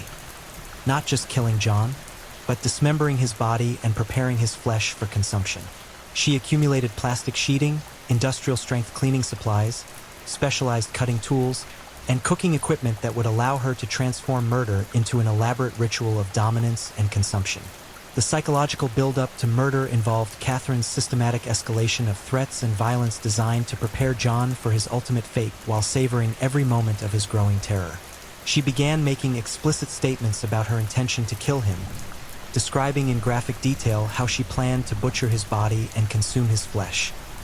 These threats were delivered with the calm precision of someone discussing meal planning, accompanied by demonstrations using her collection of knives and cutting tools. Catherine's obsession with cannibalism had been developing for years through her work at the abattoir and her fascination with the preparation and consumption of organ meat. She had experimented with cooking various animal organs in ways that mimicked human anatomy, often forcing John to consume these meals while she described the similarities between animal and human flesh. She spoke openly about her desire to taste human meat, claiming that it represented the ultimate expression of dominance over another person. The relationship reached its horrifying conclusion in late 1999 when John finally attempted to escape Catherine's control by ending their relationship and seeking a restraining order. His decision to involve law enforcement was the trigger Catherine had been waiting for. It provided her with the justification she needed to execute the murder she had been planning for months. John's final weeks were characterized by escalating stalking and harassment, as Catherine made it clear that she would never allow him to leave her alive. She would appear at his workplace, his home, and social gatherings with messages that alternated between pleas for reconciliation and explicit threats of murder and mutilation. She described in vivid detail how she planned to cut him open, remove his organs, and prepare his flesh for consumption. The systematic nature of Catherine's threats demonstrated a level of premeditation that went far beyond crimes of passion or temporary insanity. She had developed detailed plans for John's murder, dismemberment, and consumption, complete with contingencies for different scenarios and methods for avoiding detection. She spoke about her plans with the casual confidence of someone who had rehearsed every detail multiple times in her mind. Catherine's final preparations included the purchase of additional cutting equipment, plastic sheeting for containing blood and tissue, and cooking supplies that would allow her to prepare human flesh according to her twisted culinary fantasies. She transformed her kitchen into a fully equipped slaughterhouse, complete with professional-grade knives, cutting boards designed for meat processing, and cooking equipment suitable for preparing large quantities of flesh. The weeks leading up to John's murder were characterized by Catherine's obvious excitement and anticipation as she prepared for what she clearly viewed as the culmination of her evolution as a predator. She spoke about the upcoming event as if it were a celebration, describing the satisfaction she expected to derive from finally achieving complete dominance over her victim through consumption of his flesh. John's attempts to seek protection through legal channels were hampered by law enforcement's continued inability to comprehend the serious nature of the threat he faced. Police officers struggled to believe that a woman could pose such extreme danger to a grown man, and their reluctance to take decisive action provided Catherine with the freedom to continue her stalking and harassment largely unimpeded. The stage was now set for the final act of Catherine Knight's career as a predator, as all the elements she had been assembling for years came together in preparation for a crime so savage and shocking that it would forever change Australia's understanding of human evil. The tools were sharpened, the plans were finalized, and the victim was selected and isolated. All that remained was the execution of a fantasy that had been gestating in Catherine's twisted mind for decades. The transformation of Catherine Knight from abused child to domestic terrorist to potential cannibal killer was complete. She stood poised to commit acts so horrific that they would earn her a permanent place in the annals of criminal history. Acts that would finally satisfy her insatiable appetite for violence and control through the ultimate expression of human dominance, the consumption of her victim's flesh. February 29, 2000, dawned gray and oppressive over Aberdeen, as if the very atmosphere sensed the evil that was about to unfold within the modest weatherboard home at 84 St. Andrews Street. The morning air hung thick with humidity and an inexplicable sense of dread that seemed to seep from the earth itself. By nightfall, this unremarkable house would become the scene of the most savage and depraved murder in Australian criminal history. A crime so horrific that it would haunt investigators for decades and forever change the nation's understanding of human evil. John Price began what would be his final day unaware that Catherine Knight had already made the irrevocable decision to end his life in the most brutal manner imaginable. He went about his morning routine with the mechanical precision of a man trying to maintain normalcy while living under constant threat, checking locks, scanning his surroundings, and carrying the concealed weapons that had become his only protection against the monster who refused to let him go. Catherine, meanwhile, spent the morning in a state of barely contained excitement, making her final preparations for the ritualistic murder she had been planning for months. She sharpened her collection of knives to razor keenness, arranged her plastic sheeting and containment materials, and reviewed the detailed plans she had developed for John's dismemberment and consumption. This was to be her masterpiece, the culmination of decades of violence and the ultimate expression of her twisted appetites. The day passed with excruciating normalcy for John, who worked his shift at the coal mine while carrying the constant burden of knowing that Catherine was somewhere nearby, watching, waiting, and planning his destruction. His colleagues noted his obvious distress and the way his eyes constantly scanned for potential threats, but their attempts to offer support were met with hollow assurances that everything was fine. Catherine's behavior throughout the day was markedly different from her usual pattern of stalking and harassment. Instead of her typical appearances at John's workplace or threatening phone calls, she remained conspicuously absent, creating an ominous calm that John's instincts correctly interpreted as the prelude to something far worse than her usual terrorism. She was saving her energy for the night's work, focusing her attention on the final details of her murderous plan. As evening approached, Catherine made her move with the calculated precision of a predator who had studied her prey's habits and vulnerabilities for years.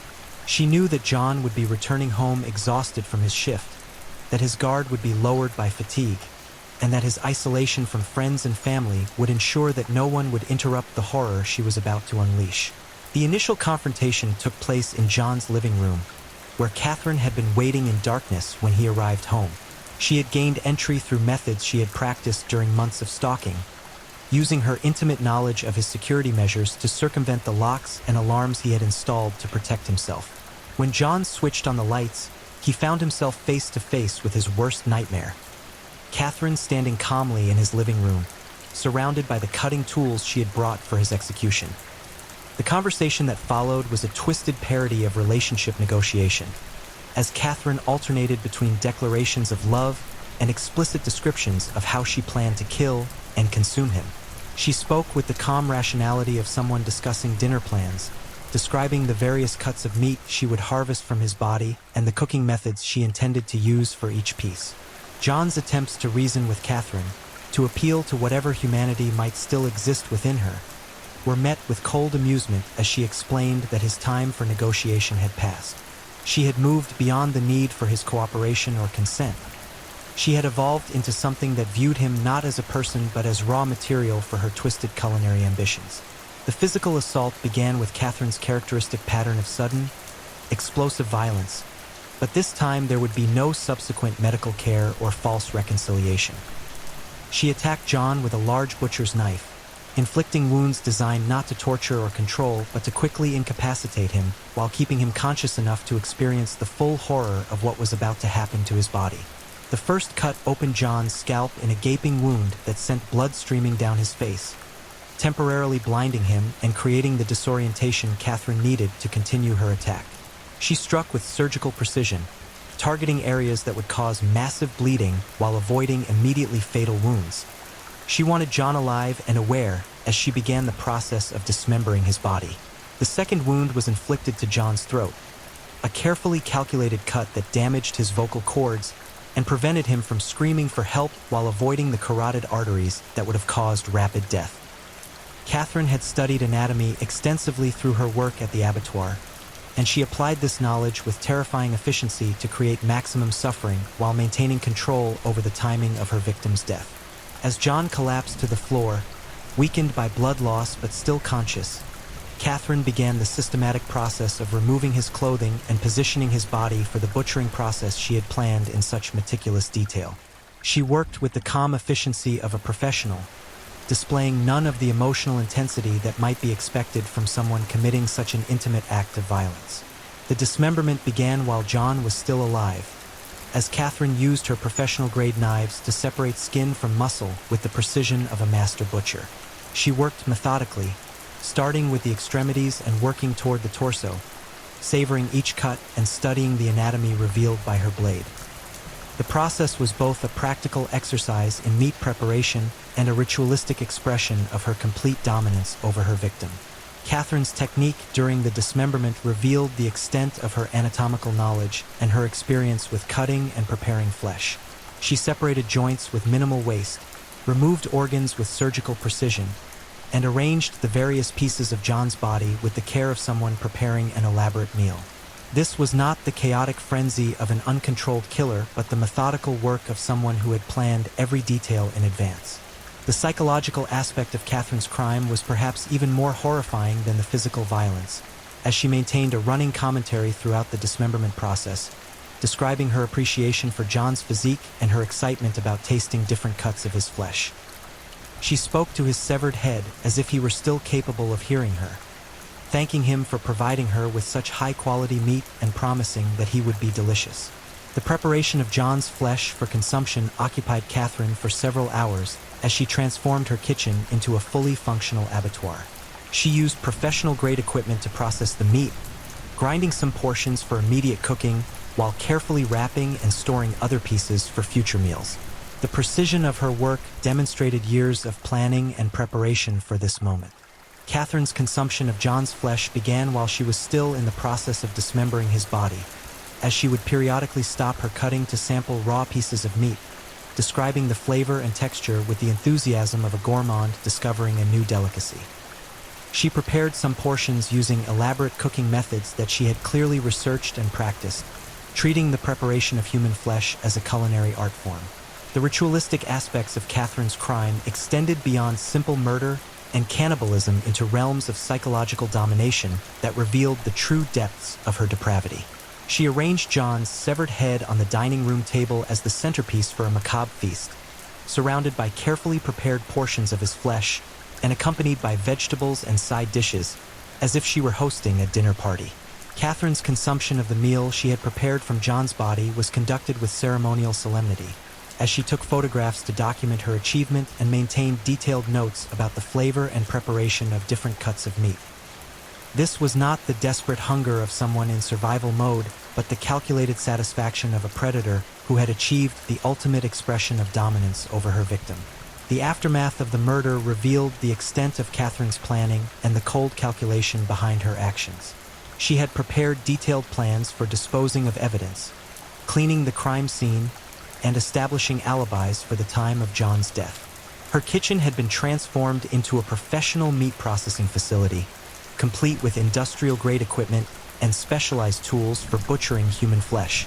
The discovery of the crime scene by police on March 1, 2000, would forever haunt the investigators who were forced to witness the aftermath of Catherine's savage feast.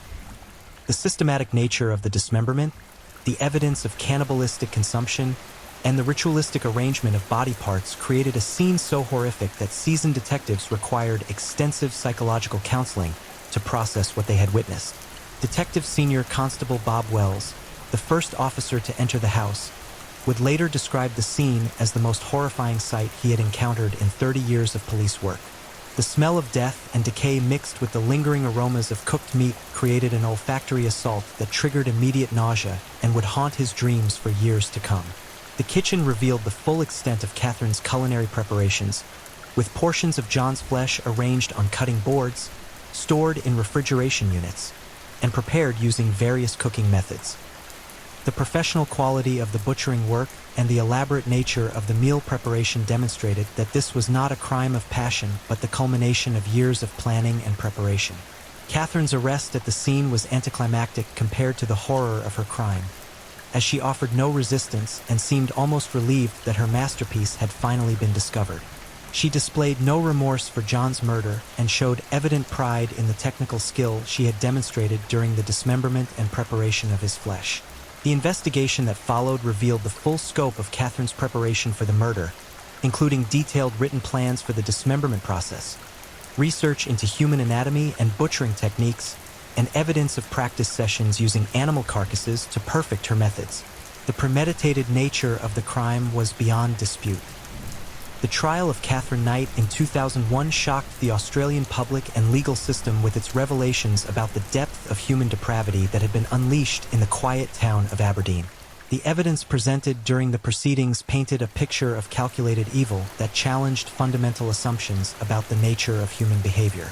The prosecution's case was overwhelming in its documentation of Catherine's crimes, with forensic evidence, witness testimony, and Catherine's own statements creating an undeniable record of premeditated murder and cannibalism. The systematic nature of the dismemberment, the evidence of consumption, and the ritualistic elements of the crime established Catherine as one of history's most savage killers. The defense team faced an impossible task in attempting to explain or excuse Catherine's actions, focusing instead on her mental state and the history of abuse that had shaped her development. While acknowledging the horrific nature of her crimes, they argued for consideration of the psychological factors that had created such a monster. The verdict, delivered on October 19, 2001, was never in doubt given the overwhelming evidence of Catherine's guilt. She was convicted of murder and sentenced to life imprisonment without the possibility of parole, the first woman in Australian history to receive such a sentence. The judge's comments during sentencing reflected the unprecedented nature of her crimes and their impact on the Australian legal system. Justice Barry O'Keefe described Catherine's crime as an act of such barbarity that it defies description, and noted that the systematic nature of her violence and cannibalism placed her in a category of criminal that the legal system had never before encountered. The sentence reflected not just the severity of her specific crime, but the recognition that she represented an ongoing threat to society that could never be safely managed through eventual release. The aftermath of Catherine Knight's conviction rippled through the Australian criminal justice system, medical profession, and broader society, as people struggled to understand how such evil could have developed and operated undetected for so long. The case prompted reviews of domestic violence reporting systems, mental health intervention protocols, and the monitoring of individuals with access to weapons and vulnerable victims. The impact on the small community of Aberdeen was profound and lasting, as residents struggled to comprehend that such horror had unfolded in their midst. The house at 84 St. Andrews Street became a site of morbid fascination for some and a source of ongoing trauma for others, ultimately being demolished to prevent it from becoming a macabre tourist attraction. The families of Catherine's previous victims, including those who had survived her earlier campaigns of domestic violence, were forced to confront the realization that they had unknowingly escaped death at the hands of someone capable of unprecedented savagery. The knowledge that Catherine's violence had been escalating toward cannibalistic murder added new layers of trauma to their existing injuries. John Price's family struggled not only with their grief over his brutal murder, but also with the horrific knowledge of what had been done to his body after death. The ritualistic nature of Catherine's consumption of his flesh added psychological torment to their loss that extended far beyond typical grief and mourning. Catherine's behavior in prison continued to reflect the same attention-seeking and manipulative patterns that had characterized her entire life, as she attempted to gain notoriety through media interviews and correspondence with crime enthusiasts fascinated by her case. Her apparent lack of remorse and continued pride in her technical skill as a butcher demonstrated that imprisonment had done nothing to reform or rehabilitate her fundamental nature. The legacy of Catherine Knight extends beyond her individual crimes to represent a watershed moment in Australia's understanding of domestic violence, criminal psychology, and the potential for human evil. Her case shattered assumptions about gender roles in violent crime and forced recognition that the capacity for ultimate depravity exists regardless of sex, background, or social position. Today, more than 2 decades after her conviction, Catherine Knight remains imprisoned with no possibility of parole, her name forever associated with one of the most savage crimes in human history. The house where she committed her atrocities has been erased from the landscape, but the memory of her actions continues to haunt those who witnessed their aftermath and serves as a permanent reminder of the darkness that can lurk behind the most ordinary facades. The story of Catherine Knight stands as the ultimate cautionary tale about the progressive nature of violence and the importance of recognizing and intervening in patterns of abuse before they escalate to their ultimate, irreversible conclusion. Her victim's suffering was not just a personal tragedy, but a collective failure of systems and individuals who allowed a monster to develop and operate until her appetite for violence could only be satisfied through the most depraved acts imaginable. In the annals of criminal history, few names evoke the same visceral horror as Catherine "Kit" Knight, the woman who transformed a quiet mining town into the setting for humanity's darkest nightmare, who turned the sanctuary of home into a slaughterhouse, and who crossed the final boundary between human and monster through acts so savage they continue to challenge our understanding of evil itself. Part 3. Leonarda Cianciulli, the soap maker of Correggio, the most horrifying serial killer you've never heard of. In the shadowy streets of 1940s Italy, where war-torn families clung desperately to hope, a grandmother's kindly smile concealed the most diabolical secret imaginable. Behind the warmth of her kitchen, where the aroma of freshly baked cookies should have filled the air, something far more sinister was brewing. Leonarda Cianciulli didn't just murder her victims. She transformed them into household items, serving their remains to unsuspecting neighbors while wearing the jewelry made from their bones. This is the bone-chilling tale of Italy's most macabre serial killer, whose twisted methodology would make even the most hardened investigators recoil in absolute horror. What you're about to hear will forever change how you look at that friendly neighbor offering homemade treats. The autumn wind howled through the crumbling streets of Montella, Italy, in 1894, carrying with it whispers of ancient curses and forgotten sins. It was on November 14th of that cursed year that Leonarda Cianciulli drew her first breath, a breath that would eventually steal the life from 13 innocent souls. But this was no ordinary birth. This was the emergence of something far more terrifying than the superstitious villagers could ever imagine. From the moment she entered this world, darkness seemed to follow Leonarda like a faithful shadow. Her mother, Serafina Murano, had attempted to end the pregnancy multiple times, driven by a desperation so profound it bordered on madness.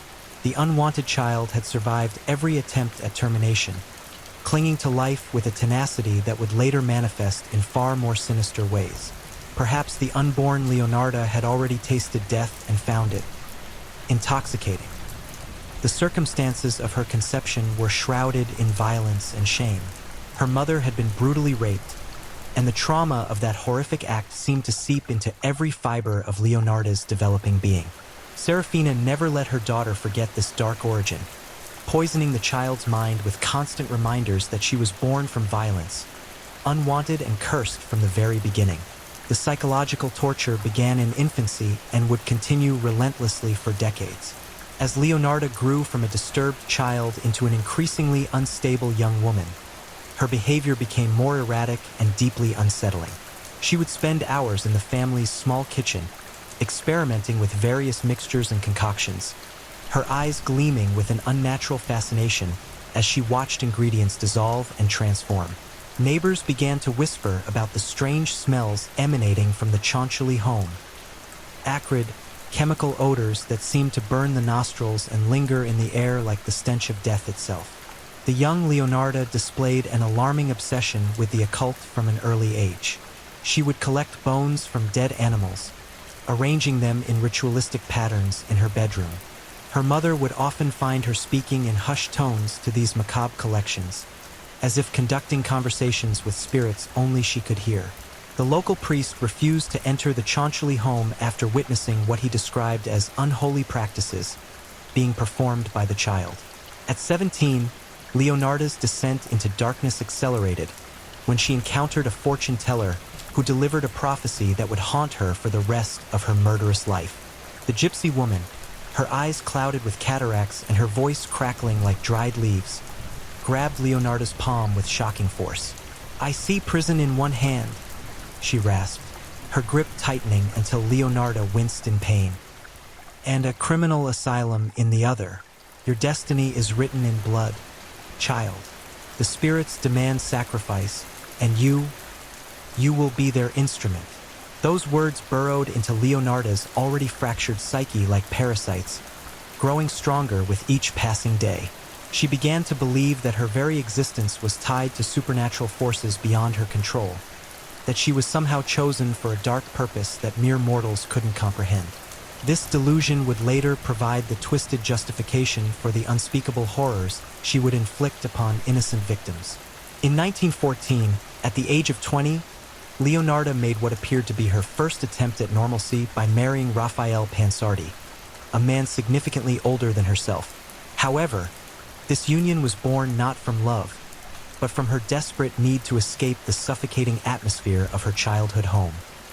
The marriage was immediately plagued by tragedy and loss, as if some malevolent force was determined to prevent Leonarda from finding any semblance of happiness or redemption. The couple's early years were marked by an almost supernatural series of misfortunes. Leonarda became pregnant 17 times, but only 4 children survived to adulthood. The others were lost to miscarriages, stillbirths, and infant deaths that seemed to follow one after another in a relentless parade of grief. Each loss chipped away at Leonarda's already fragile sanity, feeding the growing darkness within her twisted soul. She became convinced that malevolent spirits were systematically destroying her family, stealing her children before they could grow and thrive. This belief drove her deeper into the world of superstition and black magic. She began consulting with fortune tellers, palm readers, and practitioners of the dark arts, desperately seeking answers and solutions to protect her remaining children from what she perceived as supernatural persecution. The deaths of her children weren't natural occurrences in Leonarda's mind. They were evidence of a cosmic conspiracy against her bloodline. She started to develop an elaborate belief system centered around the idea that only through blood sacrifice could she appease the angry spirits and protect her surviving offspring. This twisted logic would eventually provide the foundation for her transformation from a grieving mother into one of history's most disturbing serial killers. As the years passed, Leonarda's behavior became increasingly erratic and frightening. Neighbors reported seeing her conducting strange rituals in her backyard during the full moon, burning unidentifiable objects while chanting in what sounded like an ancient language. The local constabulary received multiple complaints about bizarre smells coming from her property, metallic, organic odors that seemed to permeate the very air around her home. Her surviving children began to exhibit signs of severe psychological trauma, often found cowering in corners and speaking in whispers about the bad things their mother did when no one was watching. The eldest son would later describe living in constant terror, never knowing when his mother might suddenly appear with that terrifying gleam in her eyes, muttering about spirits and sacrifices and the blood debt that needed to be paid. The transformation from disturbed mother to calculated killer didn't happen overnight. It was a gradual descent into madness that unfolded over decades, each tragedy and setback pushing Leonarda further from any semblance of humanity. She began to view people not as fellow human beings, but as potential resources, raw materials that could be harvested and transformed to serve her increasingly twisted purposes. By the late 1930s, Leonarda had relocated her family to the small town of Correggio, where she would establish herself as a respectable member of the community. She opened a small shop and began cultivating the image of a kindly, helpful neighbor, a maternal figure who was always ready with a warm smile and helpful advice. Little did the townspeople know that they had welcomed a monster into their midst, a predator whose hunger could only be satisfied through the most horrific acts imaginable. The stage was now set for one of the most disturbing killing sprees in criminal history. Leonarda Cianciulli had spent 4 decades perfecting her descent into madness, and now she was ready to begin her true work.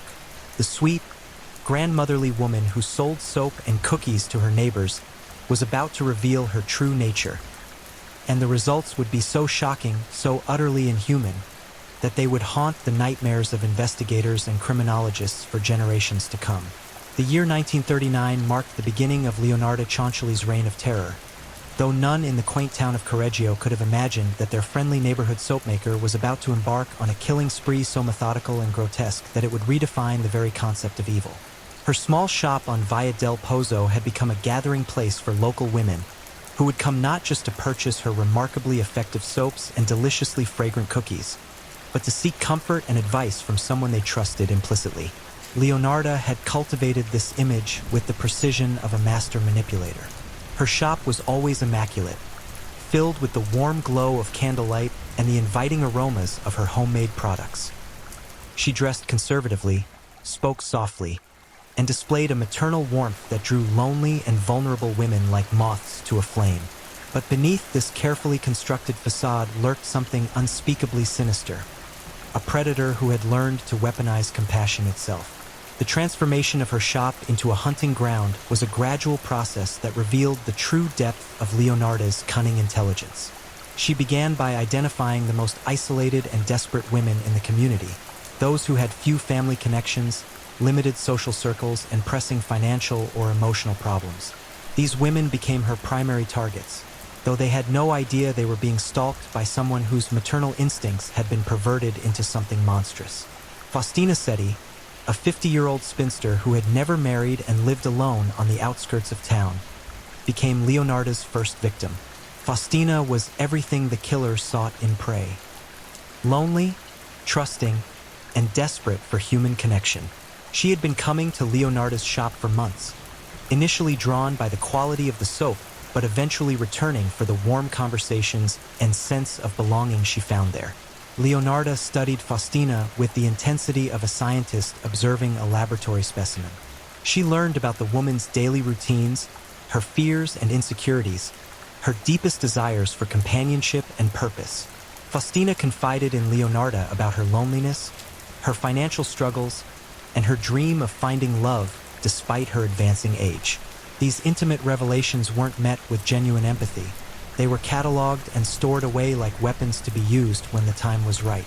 The grooming process was a masterpiece of psychological manipulation. Leonardo positioned herself as Faustina's closest friend and confidant, the one person who truly understood her struggles. She began offering increasingly personal advice, suggesting that Faustina's life could be dramatically improved if she were willing to make some bold changes.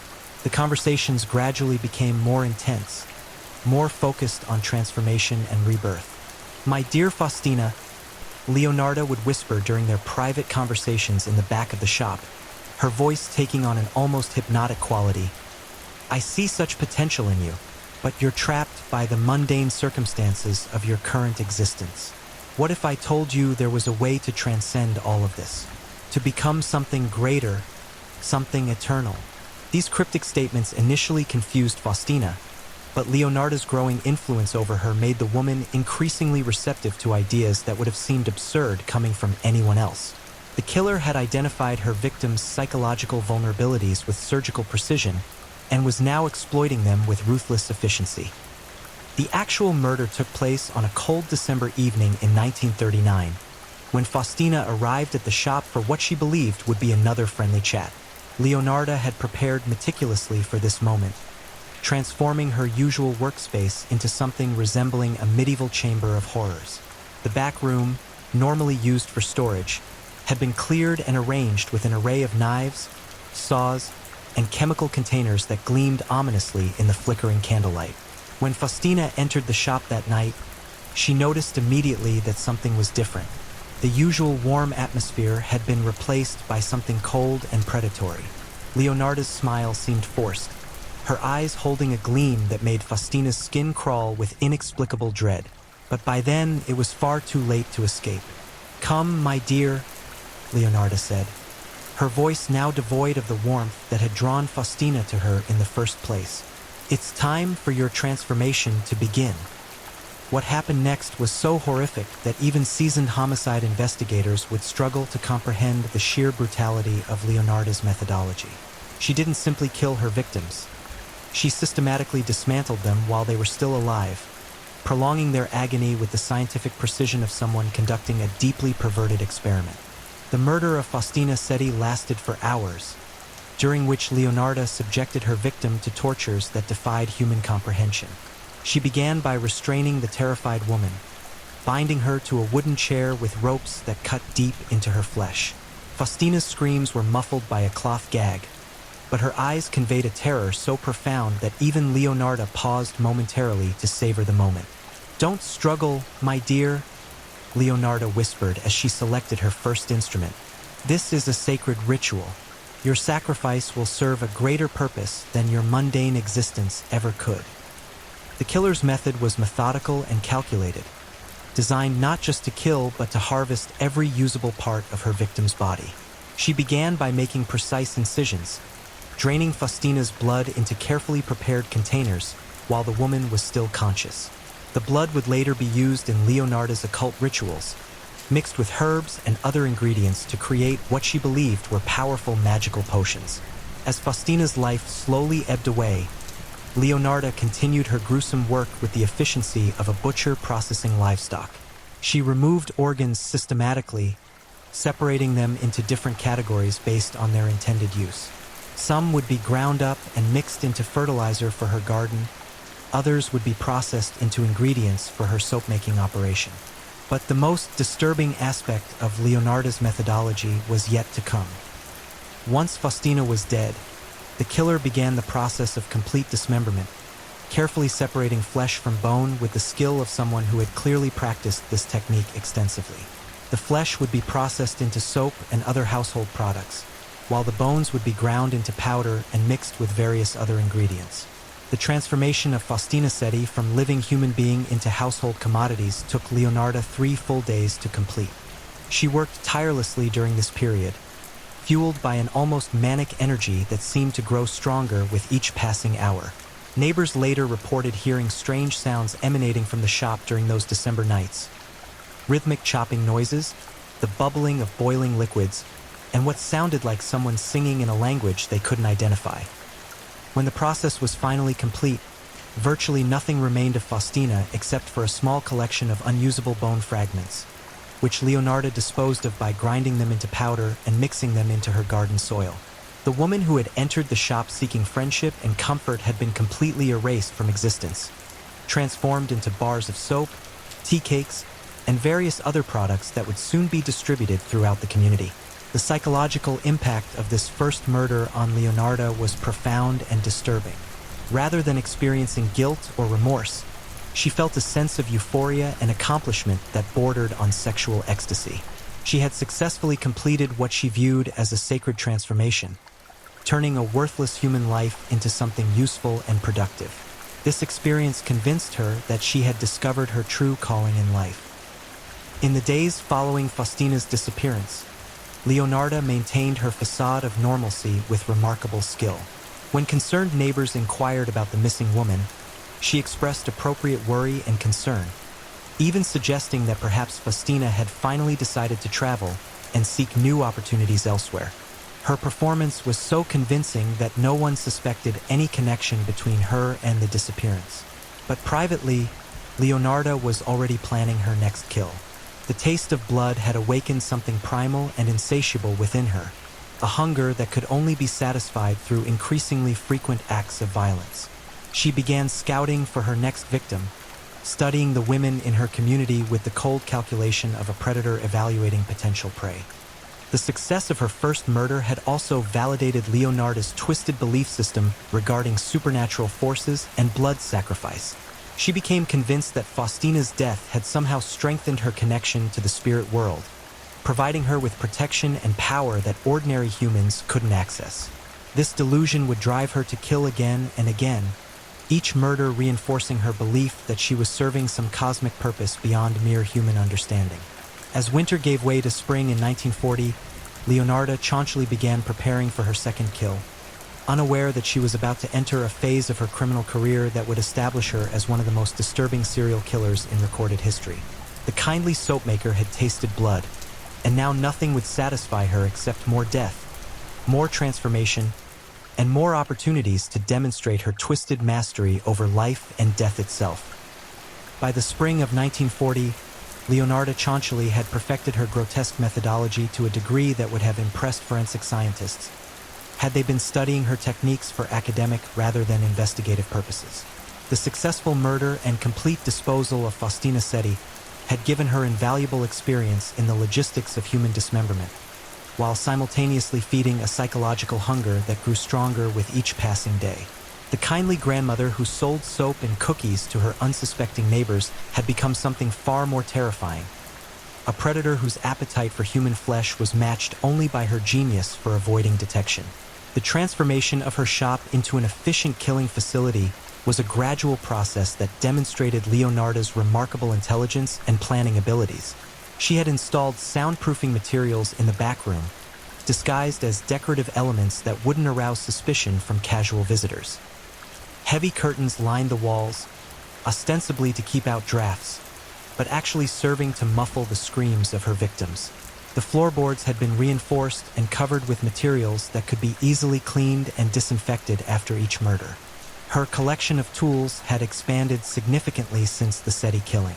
Sharp knives of various sizes hung from hooks along one wall, their blades maintained with obsessive care. Bone saws, meat grinders, and chemical processing equipment filled multiple shelves, creating the appearance of an extremely well-equipped kitchen rather than a chamber of horrors. Perhaps most disturbing of all was the large copper cauldron that dominated the center of the room, a vessel that would soon contain the liquefied remains of innocent women. Francesca Soavi became Leonarda's second victim in September of 1940, though her path to destruction began months earlier when she first entered the soapmaker's shop seeking remedies for chronic depression. Francesca was a widow in her 50s who had lost her husband in a workplace accident, leaving her alone and struggling with both financial hardship and overwhelming grief. Her vulnerability made her an ideal target for Leonardo's predatory instincts. The grooming process for Francesca followed a similar pattern to that used on Faustina, but with refinements that demonstrated Leonardo's growing expertise in psychological manipulation. She presented herself as a spiritual advisor and healer, someone who possessed special knowledge about communicating with the dead. This approach was particularly effective with Francesca, whose desperation to contact her deceased husband made her willing to believe almost anything. "I can sense your husband's presence, my dear," Leonardo would whisper during their private sessions in the shop's back room. "He's trying to reach you from beyond, but there are barriers preventing full communication. Barriers that can only be removed through special means." These sessions became increasingly intense and ritualistic, with Leonardo burning mysterious herbs and conducting elaborate ceremonies that were supposedly designed to strengthen the connection between Francesca and her dead husband. In reality, they were carefully orchestrated psychological programming sessions designed to break down Francesca's rational thinking and make her completely dependent on Leonardo's guidance.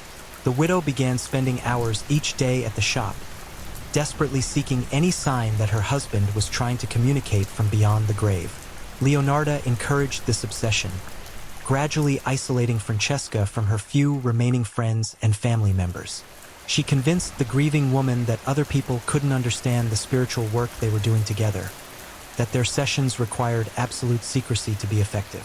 As autumn approached, Leonardo began preparing Francesca for what she called the final transformation, a ritual that would supposedly allow permanent communication with the spirit world. The process would require Francesca to surrender herself completely to Leonardo's guidance, to trust her absolutely and without question. By this point, the widow's psychological conditioning was so complete that she agreed without hesitation. The murder of Francesca Soavi took place on September 21st, during what the victim believed would be the ultimate seance. Leonardo had prepared the back room with even greater care than she had for the Seti killing, arranging candles in ritualistic patterns and filling the air with the smoke of burning herbs. The atmosphere was designed to be hypnotic and otherworldly, masking the true nature of what was about to occur. "Tonight, you will join your beloved husband in the realm beyond," Leonardo intoned as Francesca entered the room, her eyes glazed with the fervor of a true believer.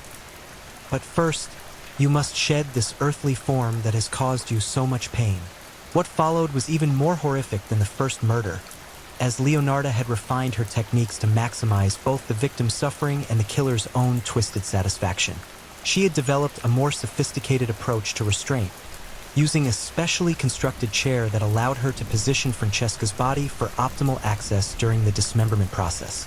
The torture phase lasted even longer than it had with Faustina, as Leonardo savored each moment of her victim's agony. She had come to view the murder process as a form of artistic expression, an opportunity to demonstrate her mastery over life and death. Francesca's screams, muffled by the soundproofing, provided a horrific soundtrack to what Leonardo considered her greatest creative achievement. The dismemberment process had also been refined through experience. Leonardo now understood exactly how to separate flesh from bone most efficiently, how to drain blood without waste, and how to process organs for maximum utility. She had developed a systematic approach that transformed a human being into usable products within a matter of hours rather than days. But perhaps most disturbing of all was the evolution of Leonardo's post-murder behavior. While she had felt satisfaction after killing Faustina, the Soavi murder produced something approaching euphoria. She spent hours admiring her handiwork, talking to the dismembered remains as if they could still hear her voice. This necrophilic behavior suggested that her psychological deterioration was accelerating, that each kill was pushing her further from any remnant of humanity.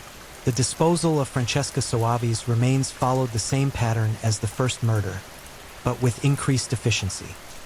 The flesh was processed into soap with greater speed and precision, while the bones were ground into powder that would later be mixed into various household products. By the time the process was complete, Francesca had been transformed into approximately 40 bars of soap and several dozen tea cakes that would be distributed throughout the community. The psychological impact of successfully concealing 2 murders had a profound effect on Leonarda's self-perception. She began to view herself as a superior being, someone who possessed knowledge and abilities that ordinary humans couldn't comprehend. This grandiosity was fed by her continued success in maintaining her public persona while conducting increasingly elaborate killings in secret. Her relationship with her surviving children became even more strained during this period, as they began to notice disturbing changes in their mother's behavior. She would disappear for days at a time, claiming to be conducting special work that required complete privacy. When she returned, she seemed energized and euphoric in ways that frightened them deeply. The eldest son would later describe finding strange stains on his mother's clothing, smelling unusual odors in parts of the house that had previously been off-limits, and discovering what appeared to be human teeth mixed in with the garden soil. These discoveries filled him with a terror he couldn't articulate, but also with a growing certainty that his mother had become something monstrous. As winter approached in 1940, Leonarda was already planning her 3rd kill. The success of her previous murders had convinced her that she had achieved perfect mastery of her craft, that she could continue killing indefinitely without fear of discovery. This confidence would prove to be her greatest mistake, as it led her to select a victim whose disappearance would finally attract the attention of authorities. Virginia Cacioppo was a former opera singer who had fallen on hard times, struggling to maintain her dignity while living in near poverty. Unlike Leonarda's previous victims, Virginia had connections throughout the community and friends who would notice if she suddenly disappeared. But Leonarda's arrogance had grown to such proportions that she dismissed these concerns, confident that her superior intelligence would allow her to overcome any obstacles. The stage was now set for the final act of Leonarda Cianciulli's killing spree. The soapmaker of Correggio had perfected her methodology to a terrifying degree, transforming her shop into an efficient human processing facility while maintaining the facade of a kindly neighborhood businesswoman. But her growing confidence and escalating psychological deterioration were about to lead her into a trap from which even her considerable cunning couldn't extract her. The 3rd murder would be different from the first 2, not just in its execution but in its consequences. Virginia Cacioppo's death would set in motion a series of events that would finally expose the true nature of the horror that had been hiding in plain sight for over a year. The kindly soapmaker's reign of terror was about to come to an end, but not before she committed one final act of unspeakable brutality that would cement her place in the annals of criminal history as one of the most disturbing killers who ever lived. Virginia Cacioppo represented everything that Leonarda Cianciulli both envied and despised about the human condition. Once a celebrated opera singer who had graced stages throughout Italy, Virginia had fallen from grace into a life of genteel poverty, clinging to faded memories of applause and admiration while struggling to maintain her dignity in circumstances that grew more desperate with each passing day. Her tragedy was not just personal but symbolic, a reminder of how quickly fortune could turn, how even the most talented and accomplished individuals could find themselves vulnerable to predators who lurked in society's shadows. The 53-year-old former soprano had first entered Leonarda's shop in the early autumn of 1941, drawn not by the quality of the soap or the warmth of the proprietor's smile, but by desperation born of circumstances beyond her control. Virginia's small pension was no longer sufficient to cover her basic needs, and she had been forced to sell most of her possessions just to survive. Her pride prevented her from seeking help from the few remaining friends who might have assisted her, leaving her isolated and vulnerable in ways that made her perfect prey for a predator of Leonarda's caliber. What made Virginia different from the previous victims wasn't just her former celebrity, but the complexity of her personality and the challenge she presented to Leonarda's usual manipulation tactics. Unlike the lonely spinster Faustina or the grief-stricken widow Francesca, Virginia possessed a strength of character forged by years of professional performance. She was accustomed to reading people quickly and accurately, skills that had served her well during her theatrical career, but now made her more difficult to deceive. Leonarda recognized immediately that Virginia would require a different approach. The standard tactics of maternal concern and spiritual guidance that had worked so effectively on previous victims would be insufficient for someone with Virginia's sophistication and worldly experience. Instead, the killer decided to appeal to the former singer's vanity and desperate need for validation, crafting an elaborate deception that played on Virginia's deepest psychological vulnerabilities. "My dear Virginia," Leonarda said during one of their early conversations, her voice taking on the reverent tone she reserved for her most important manipulations. "I have connections in Florence, people in the entertainment industry who remember your magnificent performances. They've been asking about you, wondering if you might be interested in making a comeback." The lie was crafted with surgical precision, targeting Virginia's most desperate fantasy while remaining just plausible enough to be believed. Leonarda spent weeks developing this fictional narrative, creating an entire cast of imaginary characters who were supposedly eager to work with the former opera star. She spoke of talent agents who remembered Virginia's voice, of small but respectable venues that would welcome her return to the stage, of audiences who still remembered and cherished her past performances. Virginia's initial skepticism gradually gave way to desperate hope as Leonarda continued to elaborate on the supposed opportunities awaiting her in Florence.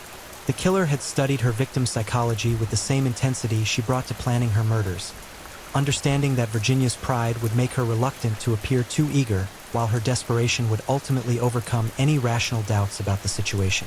The grooming process extended over several months, during which Leonarda carefully constructed an alternate reality designed to make Virginia completely dependent on her guidance. She claimed to be negotiating with these fictional contacts on Virginia's behalf, reporting back regularly on the progress of arrangements that existed only in the killer's imagination. Each conversation was carefully calculated to increase Virginia's investment in the deception while simultaneously isolating her from any external sources of information or support. "They want to meet with you personally," Leonarda announced during a conversation in late 1941, her eyes gleaming with anticipation as she prepared to spring the final trap. "But first, we need to prepare you properly. There are certain formalities that must be observed, traditional practices that ensure success in any new endeavor." By this point, Virginia was so thoroughly ensnared in Leonarda's web of lies that she would have agreed to virtually any condition. The former singer had already begun making plans for her supposed comeback, mentally preparing for what she believed would be her return to the spotlight that had once defined her existence. Her desperation had overcome any lingering doubts about the situation, making her completely vulnerable to what was about to unfold. The murder of Virginia Cacioppo took place on October 15, 1941, in what would prove to be the most elaborate and horrific killing of Leonarda's criminal career. Unlike the previous murders, which had been relatively spontaneous affairs, this final killing was planned and orchestrated with the precision of a theatrical performance. Leonarda had spent weeks preparing for the event, transforming her back room into what could only be described as a ritualistic killing chamber. The room had been arranged with an attention to detail that revealed the true depth of Leonarda's psychological deterioration. Candles had been positioned in complex geometric patterns that supposedly held occult significance, while various tools and implements were displayed like religious artifacts on a makeshift altar. The large copper cauldron had been polished until it gleamed like a mirror, positioned in the center of the room where it would serve as the focal point for what was about to occur. When Virginia arrived at the shop that fateful evening, she was expecting to participate in what Leonarda had described as a traditional blessing ceremony, a ritual that would supposedly ensure the success of her upcoming journey to Florence. The former singer was dressed in her finest remaining clothes, her hair carefully styled and her demeanor reflecting a mixture of nervous anticipation and desperate hope. "Welcome, my dear," Leonarda said as she ushered Virginia into the back room, her voice carrying an undertone of excitement that the victim interpreted as enthusiasm for her supposed good fortune. "Tonight, you will be transformed from what you are into what you were always meant to be." What followed was a display of brutality so extreme that even hardened investigators would struggle to process the details when they finally uncovered the truth. Leonarda had refined her killing technique to a degree that bordered on artistic mastery, approaching the murder with the same attention to detail and creative expression that Virginia had once brought to her operatic performances. The torture phase lasted for over 6 hours, during which Leonarda subjected her victim to forms of physical and psychological torment that defied rational comprehension.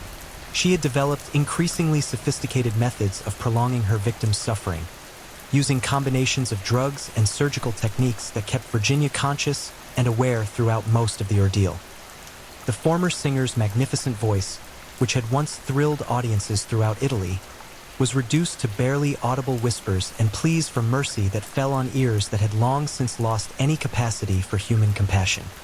Leonarda had also incorporated elements of her occult beliefs into the murder process, treating Virginia's death not merely as a killing, but as a complex ritual designed to harvest and transfer the victim's life force.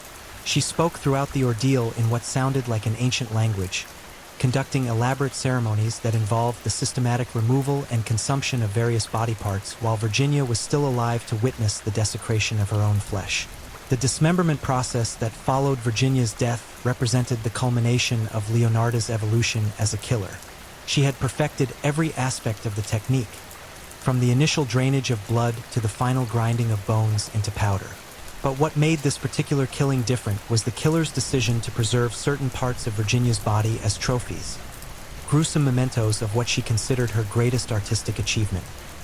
Virginia's vocal cords were carefully removed and preserved in a jar of formaldehyde, positioned prominently on a shelf in Leonarda's bedroom where she could admire them daily.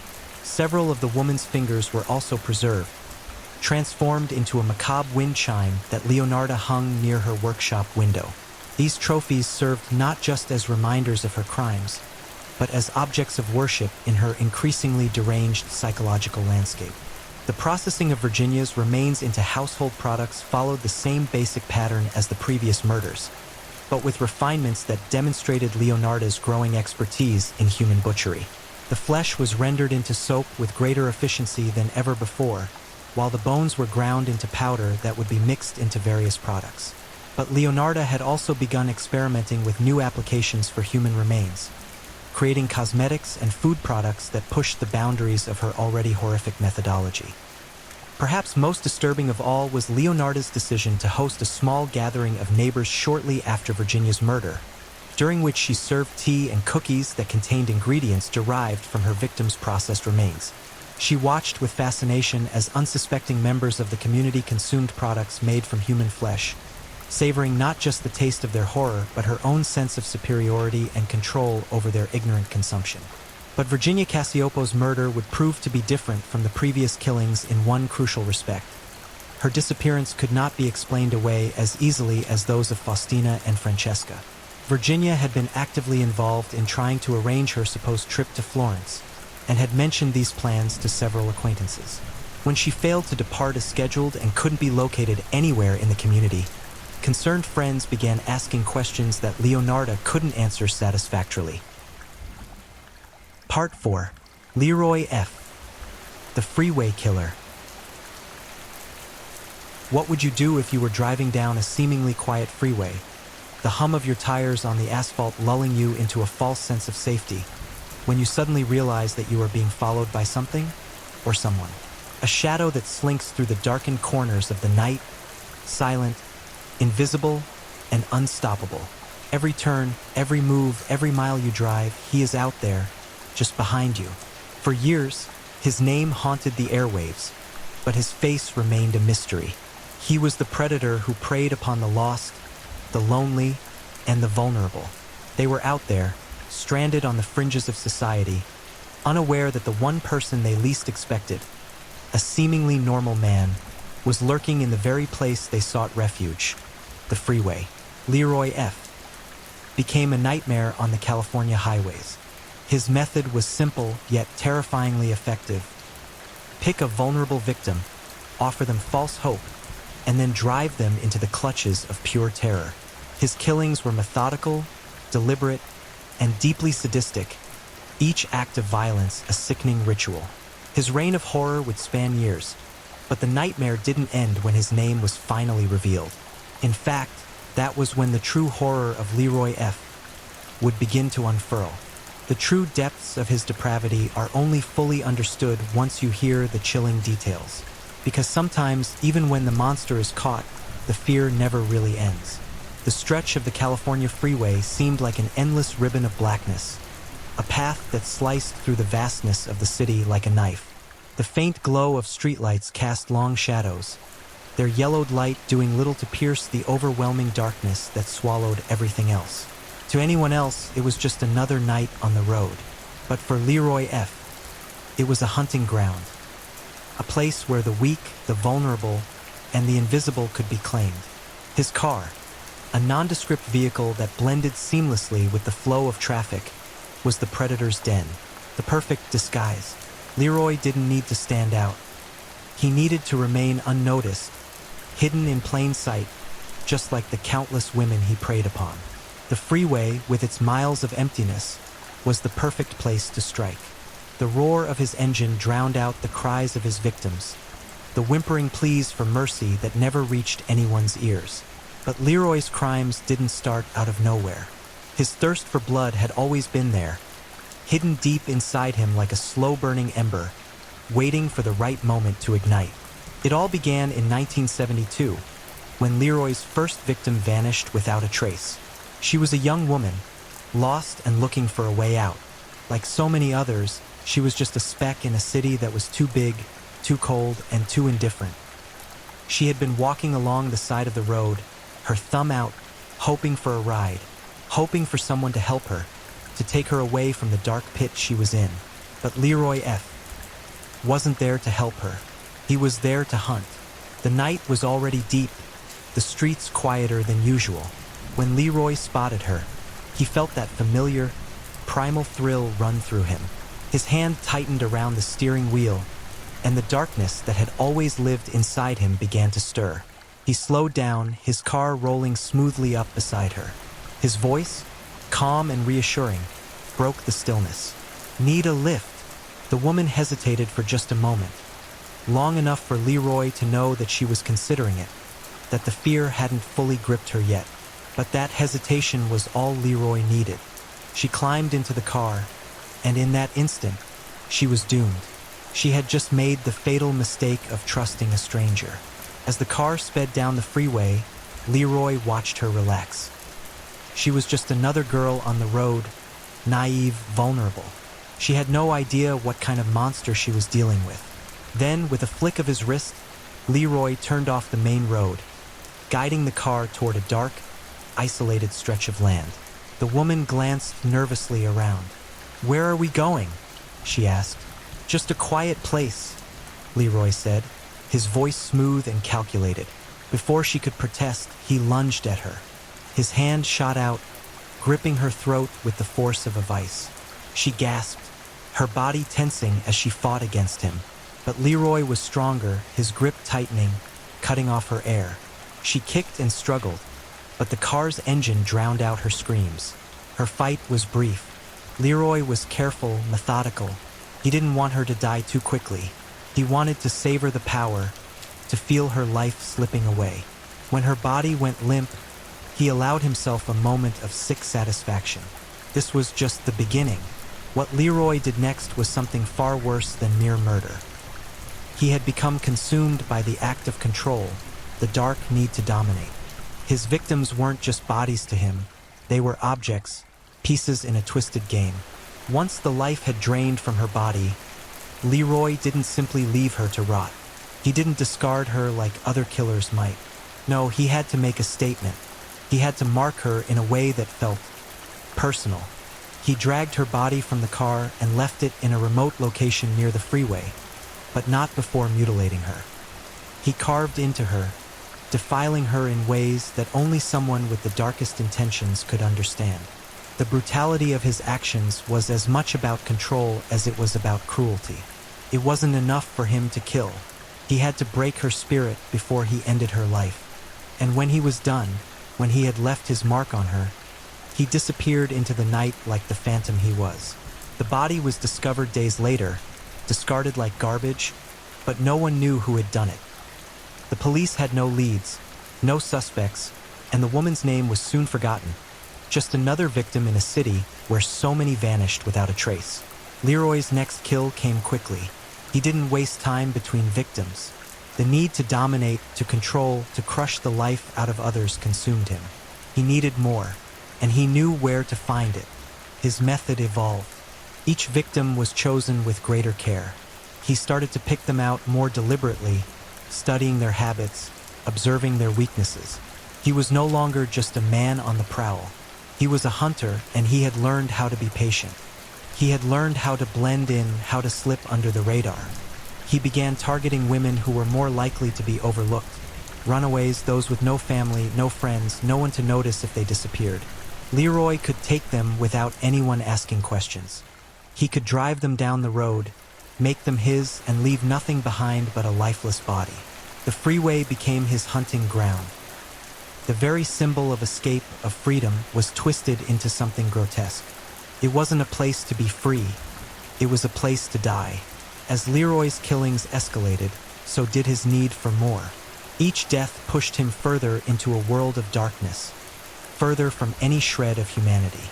His motives became more twisted, more ritualistic. He began to take trophies, mementos from his victims. It wasn't just about the kill anymore.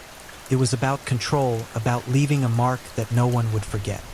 He became more brazen with each murder, his hunger for blood growing.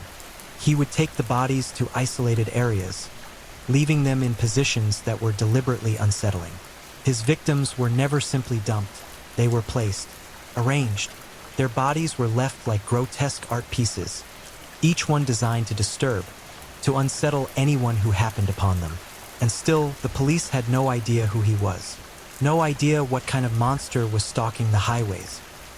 The deaths were written off as random, the victims categorized as just another set of numbers in a city where too many people were already lost. The cold wind howled through the night as the California freeway stretched endlessly before him. For Leroy F., the hum of his car's engine was a steady, familiar sound. It was the sound of freedom, his freedom to take life, to erase the existence of anyone who dared to cross his path. Each mile that passed beneath the tires was a promise to himself that the hunt would continue. He was no longer just a killer. Leroy had evolved into something far darker, something unrecognizable. He was a predator, and the freeway was his territory. Leroy's initial victim was just the beginning. The feeling of power, the rush of dominance he felt as he took a life, was something he couldn't control. It consumed him, gnawing at him with every passing day. His next victim came quickly, a woman he spotted walking alone, her eyes dull with exhaustion. She had the look of someone who had nowhere to go, another wanderer, another person living on the edge of society. Leroy watched her for days. He knew the routine. He knew the patterns of the lost, of those desperate enough to hitch a ride with strangers. She was perfect. One night, he found her standing by the side of the road, her thumb extended in a silent plea for help. He slowed his car, watching her closely. Her face showed the faintest flicker of hope, as if she believed this ride would take her to a better place. But she was wrong. The road she chose would be her last. "Need a lift?" Leroy asked, his voice steady, soft, inviting. She didn't hesitate. She climbed into the car, desperate for anything that might bring her a sense of safety. For a moment, she felt relief. That relief would be her final mistake. As soon as she was inside, Leroy's demeanor changed. His hand gripped the wheel tighter, his eyes narrowing in anticipation. The road was dark, empty. The only sound the rhythmic thrum of the tires against the asphalt. He didn't speak for the first few miles, savoring the silence, enjoying the tension that began to build. The woman glanced nervously at him, sensing the change in the air, but it was too late. "Where are you headed?" he asked, his voice casual, almost friendly. "Just to the next town," she replied, her voice trembling slightly. She had no idea how close she was to death. Without warning, Leroy swerved the car off the main road, heading toward a secluded stretch of land. The woman's heart skipped a beat. Something wasn't right. She could feel the change in the air, the growing sense of danger that gripped her chest. But by then, it was too late. The car stopped with a screech, and Leroy turned to face her, his expression cold, unblinking. "You're not going anywhere," he said, his voice turning dark. In one swift motion, he grabbed her by the throat, slamming her against the passenger seat. The woman screamed, her hands desperately clawing at his, but Leroy's grip was unyielding. His strength was inhuman, his resolve unshakable. He didn't want to kill her quickly. He wanted her to feel the terror. He wanted to break her, body and soul. The woman's struggles grew weaker as Leroy squeezed the life out of her, her eyes filling with panic and desperation. And then, just as suddenly as it began, it was over. Her body went limp, and Leroy released his grip, watching her slump against the seat. He sat there for a moment, savoring the silence. The rush of power coursed through his veins. This wasn't just a murder, it was a conquest. He had taken her life, and now it was his to do with as he pleased. Leroy had learned quickly that the kill wasn't enough. The death itself, as satisfying as it was, wasn't the end of the journey. The body, the lifeless remains of his victims, had to be altered. He couldn't just leave them behind. They had to be marked with his twisted touch. He dragged her out of the car and onto the ground, her lifeless body lying in the dirt like a discarded rag. He took his time, methodically undressing her, stripping her of any identification, any trace of her former self. The body was his canvas, and he was the artist, carving into it with surgical precision. He wasn't in a hurry. The more time he spent with his victims, the more control he felt. And control was everything. He disfigured her in ways that made the police investigation impossible, ensuring that the body would never be identified. He mutilated her, not just to erase her identity but to make a statement. This was his work, his masterpiece. Once he was finished, Leroy dumped the body in a secluded area, a place where no one would find it until it was too late. He left her there, just another anonymous victim on a long list of the forgotten. But Leroy wasn't finished. He never was. By now, Leroy had found his rhythm. He knew exactly what he was doing. He knew how to select his victims, how to approach them, how to lure them into his car. The freeway was his hunting ground, and he was a master of the kill. The media hadn't yet caught on, but the bodies were starting to pile up, and the authorities were beginning to notice. His next victim was even more vulnerable than the last. She was a runaway, a girl barely out of her teens with no family to speak of, no friends to protect her. She was alone, and Leroy had already been watching her for days.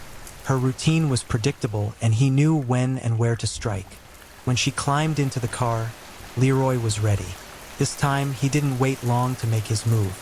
As the car sped down the empty freeway, he turned off the main road, taking her to a secluded area where he had already prepared his grisly workstation.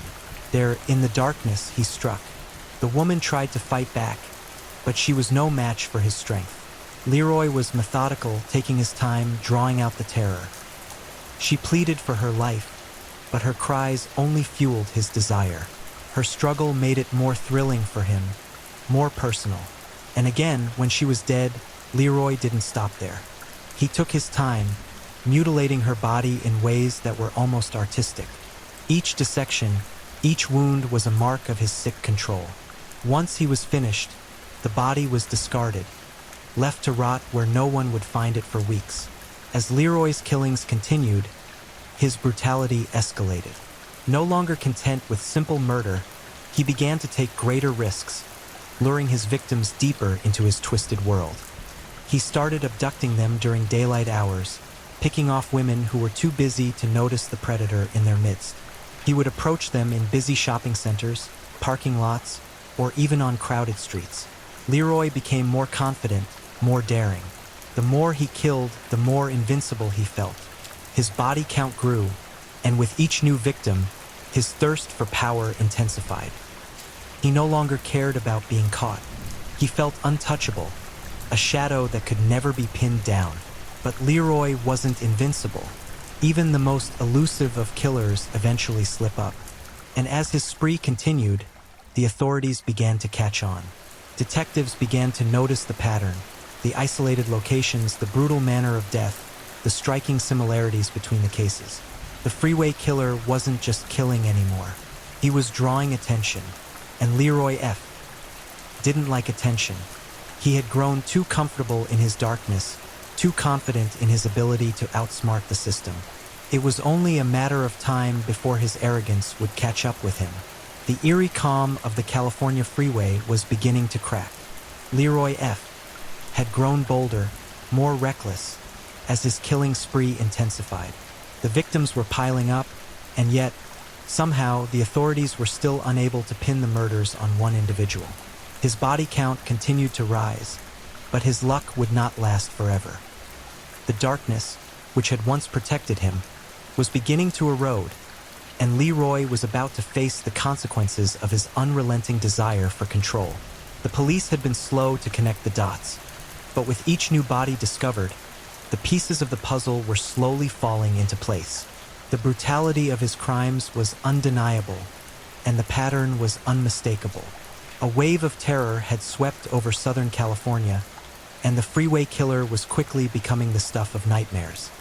His reign of terror, which had felt so unstoppable, was beginning to unravel. At first, the deaths were seen as isolated incidents, unrelated, random acts of violence. The bodies, often left in remote, desolate locations along the freeway, seemed to be just another grim statistic in a city plagued by crime. But the detectives in the Los Angeles area were beginning to see something they hadn't before: a pattern. The brutality of the killings, the careful disposal of the bodies, and the methodical nature of the murders all pointed to the same conclusion. There was one man behind it all. As the weeks went on, the fear only grew. The media began to pick up on the story, giving Leroy F. a name that would haunt the world: the freeway killer. People locked their doors at night, avoided traveling alone, and feared the very roads that had once been a symbol of freedom. The killer was out there, waiting for his next victim. Detective Thomas Granger, a seasoned investigator with the Los Angeles Police Department, was the first to connect the dots. He had seen enough death to know when something wasn't right. The brutality of the murders had left an indelible mark on him. He had worked numerous cases, but this one was different. This killer didn't just leave death in his wake. He left a sickening trail of control, of dominance, of fear. Detective Granger began to dig deeper into the cases, cross-referencing them with reports of missing persons. He pored over the details of each murder, scrutinizing the locations where the bodies were dumped. And it didn't take long before the evidence pointed to one chilling conclusion. The killer was targeting vulnerable women, those who were already on the fringes of society: runaways, prostitutes, drifters, people who would be overlooked and forgotten. Each victim, it seemed, had a specific type: lonely, desperate, lost. They were perfect prey for someone who knew how to exploit their weakness. And Leroy F. was a master of that game. As the investigation began to close in, Leroy's confidence faltered. The thrill of the hunt, the intoxicating sense of power, began to make him reckless. He had killed so many without ever being caught. He felt untouchable. But the more he killed, the more erratic his behavior became. He started to take greater risks, to strike in places where his actions might attract more attention. He had become drunk on the power of his own invincibility. One evening, Leroy abducted his victim in broad daylight, an act that was unlike his usual careful and calculated approach. She was a woman in her 20s, dressed in shabby clothes, clearly struggling with life. He picked her up from a busy parking lot, driving at a speed that bordered on reckless. She had no idea what was coming. No idea that this would be the last car ride she'd ever take. But this time, something was different. Leroy was so consumed by his own need for control, his urge to break her down, that he made a fatal error. As he drove her down the freeway, he didn't notice the other car trailing them. It was a couple of miles before he realized that he was being followed. Leroy's pulse quickened. Panic surged within him. He hadn't expected anyone to notice. His mind raced as he weighed his options. He could pull over, confront the person following him, or he could continue. But fear crept in, his confidence starting to unravel. This wasn't just about the kill anymore, it was about his own survival. The car behind him got closer. Leroy's grip tightened on the wheel, his fingers turning white. He could feel his heartbeat in his ears, the rush of adrenaline clouding his judgment. Without thinking, Leroy made a sharp turn, veering off the freeway and into a narrow, isolated road. The car behind him followed, but Leroy, with his heart pounding, pushed the gas pedal down harder, desperate to escape. He needed to lose them. His mind spun.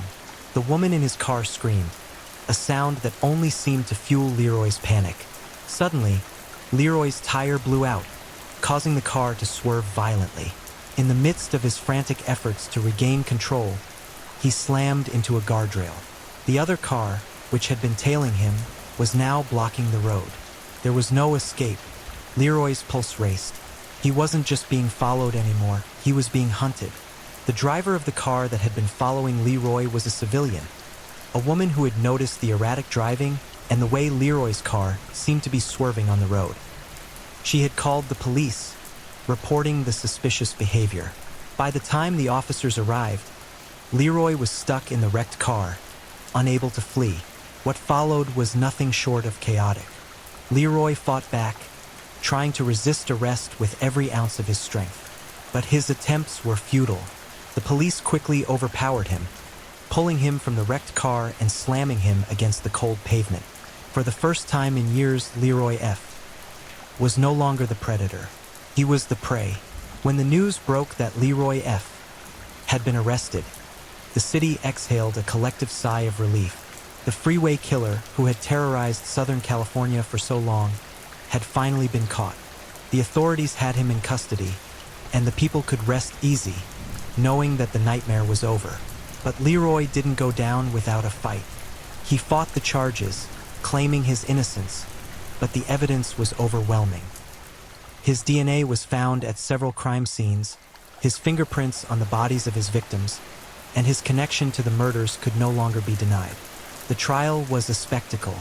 Leroy's brutal killings were laid bare for the world to see, and his cold, calculated approach to murder shocked even the most hardened investigators. It was clear that Leroy didn't just kill for the sake of it. He killed because he enjoyed the power, the control, the twisted satisfaction that came with taking someone's life. Leroy was convicted of the murders of at least 10 women, though many believe the true number of his victims may be higher. He was sentenced to death, and though his final days were spent on death row, the horror he had unleashed would haunt the lives of his victims' families forever. In the end, Leroy F. was nothing more than a man who had been consumed by his own darkness. He had once been a predator, stalking the freeways of Southern California. But now he was nothing more than a shadow, a cautionary tale of the terrifying reality that monsters can hide in plain sight. Even after Leroy's conviction, the chilling reality of his killings lingered like a dark cloud over the highways of Southern California. The victims, the families, and the loved ones were left to pick up the pieces of a nightmare that had torn through their lives. But for Leroy F., his twisted journey had ended. The freeway killer, once a figure of terror, had finally been brought to justice. But one question remained. How many more were out there, hiding in the shadows, waiting for their turn to strike? The dusty, dimly lit halls of San Quentin were a far cry from the thrill of the hunt, the rush of dominance that Leroy F. had felt for so many years. The freeways of California, where he had once ruled like a ghost in the night, now seemed like a distant memory. The world that had allowed him to slip through the cracks, to hide in plain sight, had come crashing down. His reign of terror had ended, but the weight of what he had done hung heavily over him.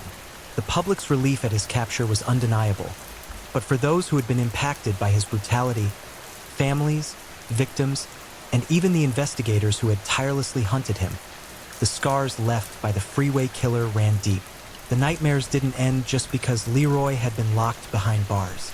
The terror he had inflicted was far from forgotten.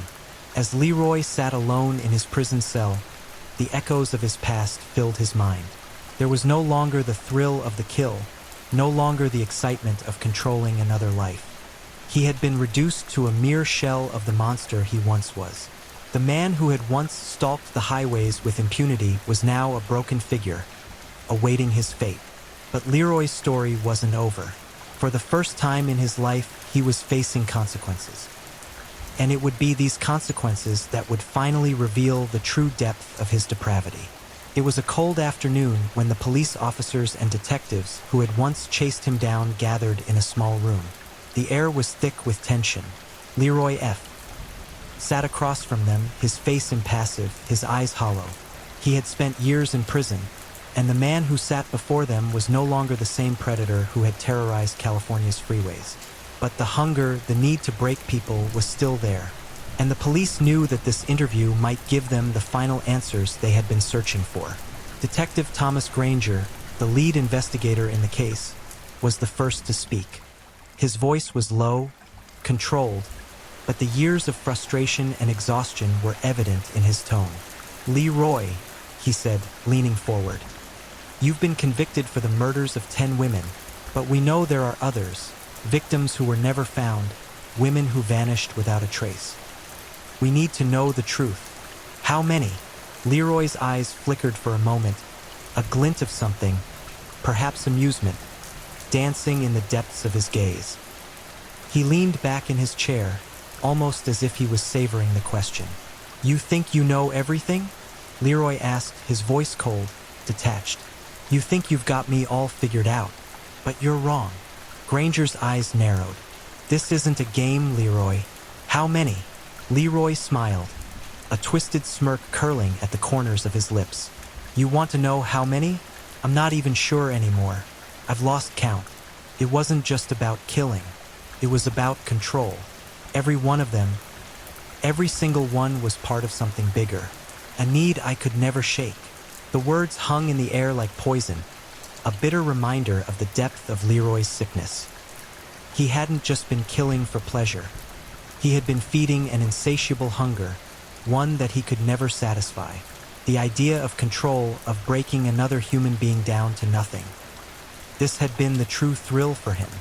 Granger pressed him, determined to get a confession, to make sure the families of the victims had closure. "Leroy, there are women who are still missing. We need to know where they are. Tell us, and maybe, just maybe, you'll find some small redemption for what you've done." Leroy's laughter was dry, hollow. "Redemption?" he repeated, almost as though the word was foreign to him. "You think I care about redemption? I took their lives because I wanted to. It wasn't about any of you. It wasn't about anything but me." There was silence in the room, the detectives exchanging uneasy glances. They had heard killers talk before. Many of them were delusional or even remorseful in their own way, but Leroy F. was different. He had no remorse, no regret. He had been a predator, and predators didn't seek redemption. They sought dominance. Over the course of the interview, Leroy continued to spin a web of chilling details about his killings. He described his methodology with disturbing clarity, as though each death was part of a sickening ritual. He didn't just kill his victims. He claimed them, twisted their lives into something unrecognizable, and left their bodies scattered across the landscape like discarded playthings. Each time he abducted someone, it was the same. The careful planning, the waiting, the careful observation of his prey. Leroy didn't just pick random women. He studied them. He understood their weaknesses, their desperation.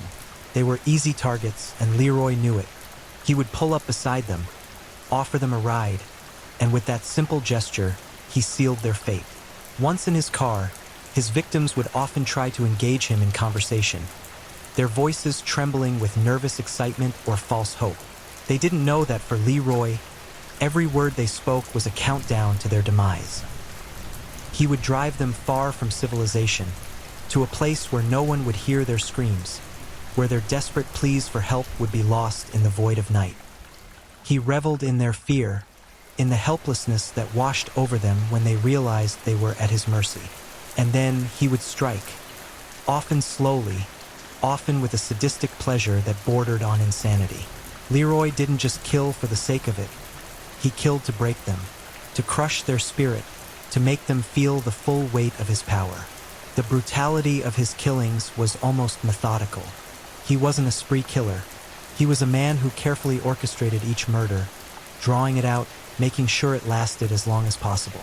The more they screamed, the more he savored it. He would choke them, watch their struggles, hear their desperate gasps for air, and then, when they were at their weakest, he would end it. Sometimes he would mutilate the bodies, carving into them, leaving marks of his twisted handiwork that would make identification impossible. His victims, to him, were just objects, things to be controlled, broken, and discarded when he was done with them. He didn't care about their lives, their stories, their families.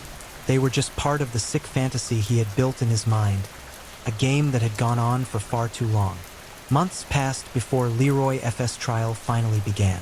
The courtroom was packed with spectators, the media, and, of course, the families of the victims. Leroy sat in the defendant's chair, his face expressionless, his hands folded in his lap. He was the picture of calm, a stark contrast to the horror he had unleashed. The trial was a spectacle, a media frenzy that captivated the nation. Leroy's victims were represented by their families, each one recounting the pain, the devastation that his actions had caused. They spoke of daughters, sisters, mothers, women whose lives had been stolen by a man whose cruelty knew no bounds. Leroy's defense tried to argue that he had been mentally unstable, that he was driven by something beyond his control. But the evidence was overwhelming. His DNA was found on the bodies of his victims. His fingerprints were discovered on their remains. The trail of death he had left behind was undeniable. And when the jury finally rendered their verdict, it was clear Leroy F. was guilty. The judge sentenced him to death, but Leroy didn't flinch. He didn't care. He had no fear of death. Death was just another part of the cycle, another step towards something he had been chasing for years. Leroy F. would spend the rest of his life on death row. He would be forgotten by many, a name that faded into the background as time passed. But the terror he had caused would never fade. The freeway killer was no longer a shadow in the night. He was a man behind bars, his fate sealed, but the impact of his actions would forever haunt those who had crossed his path. The families of his victims would live with the pain of their loss forever. And Leroy F. would never truly escape the nightmares of the lives he had destroyed. The freeway killer had been brought to justice, but the scars he had left behind would never truly heal. Thank you for joining us as we ventured into these chilling and disturbing true crime stories. If you found this journey compelling, be sure to like, subscribe, and share with others who have a taste for the darker side of human nature, and we truly appreciate you taking the time to be part of this. And we'll see you next time with more gripping, unsettling tales. Stay safe, stay aware, and always stay curious.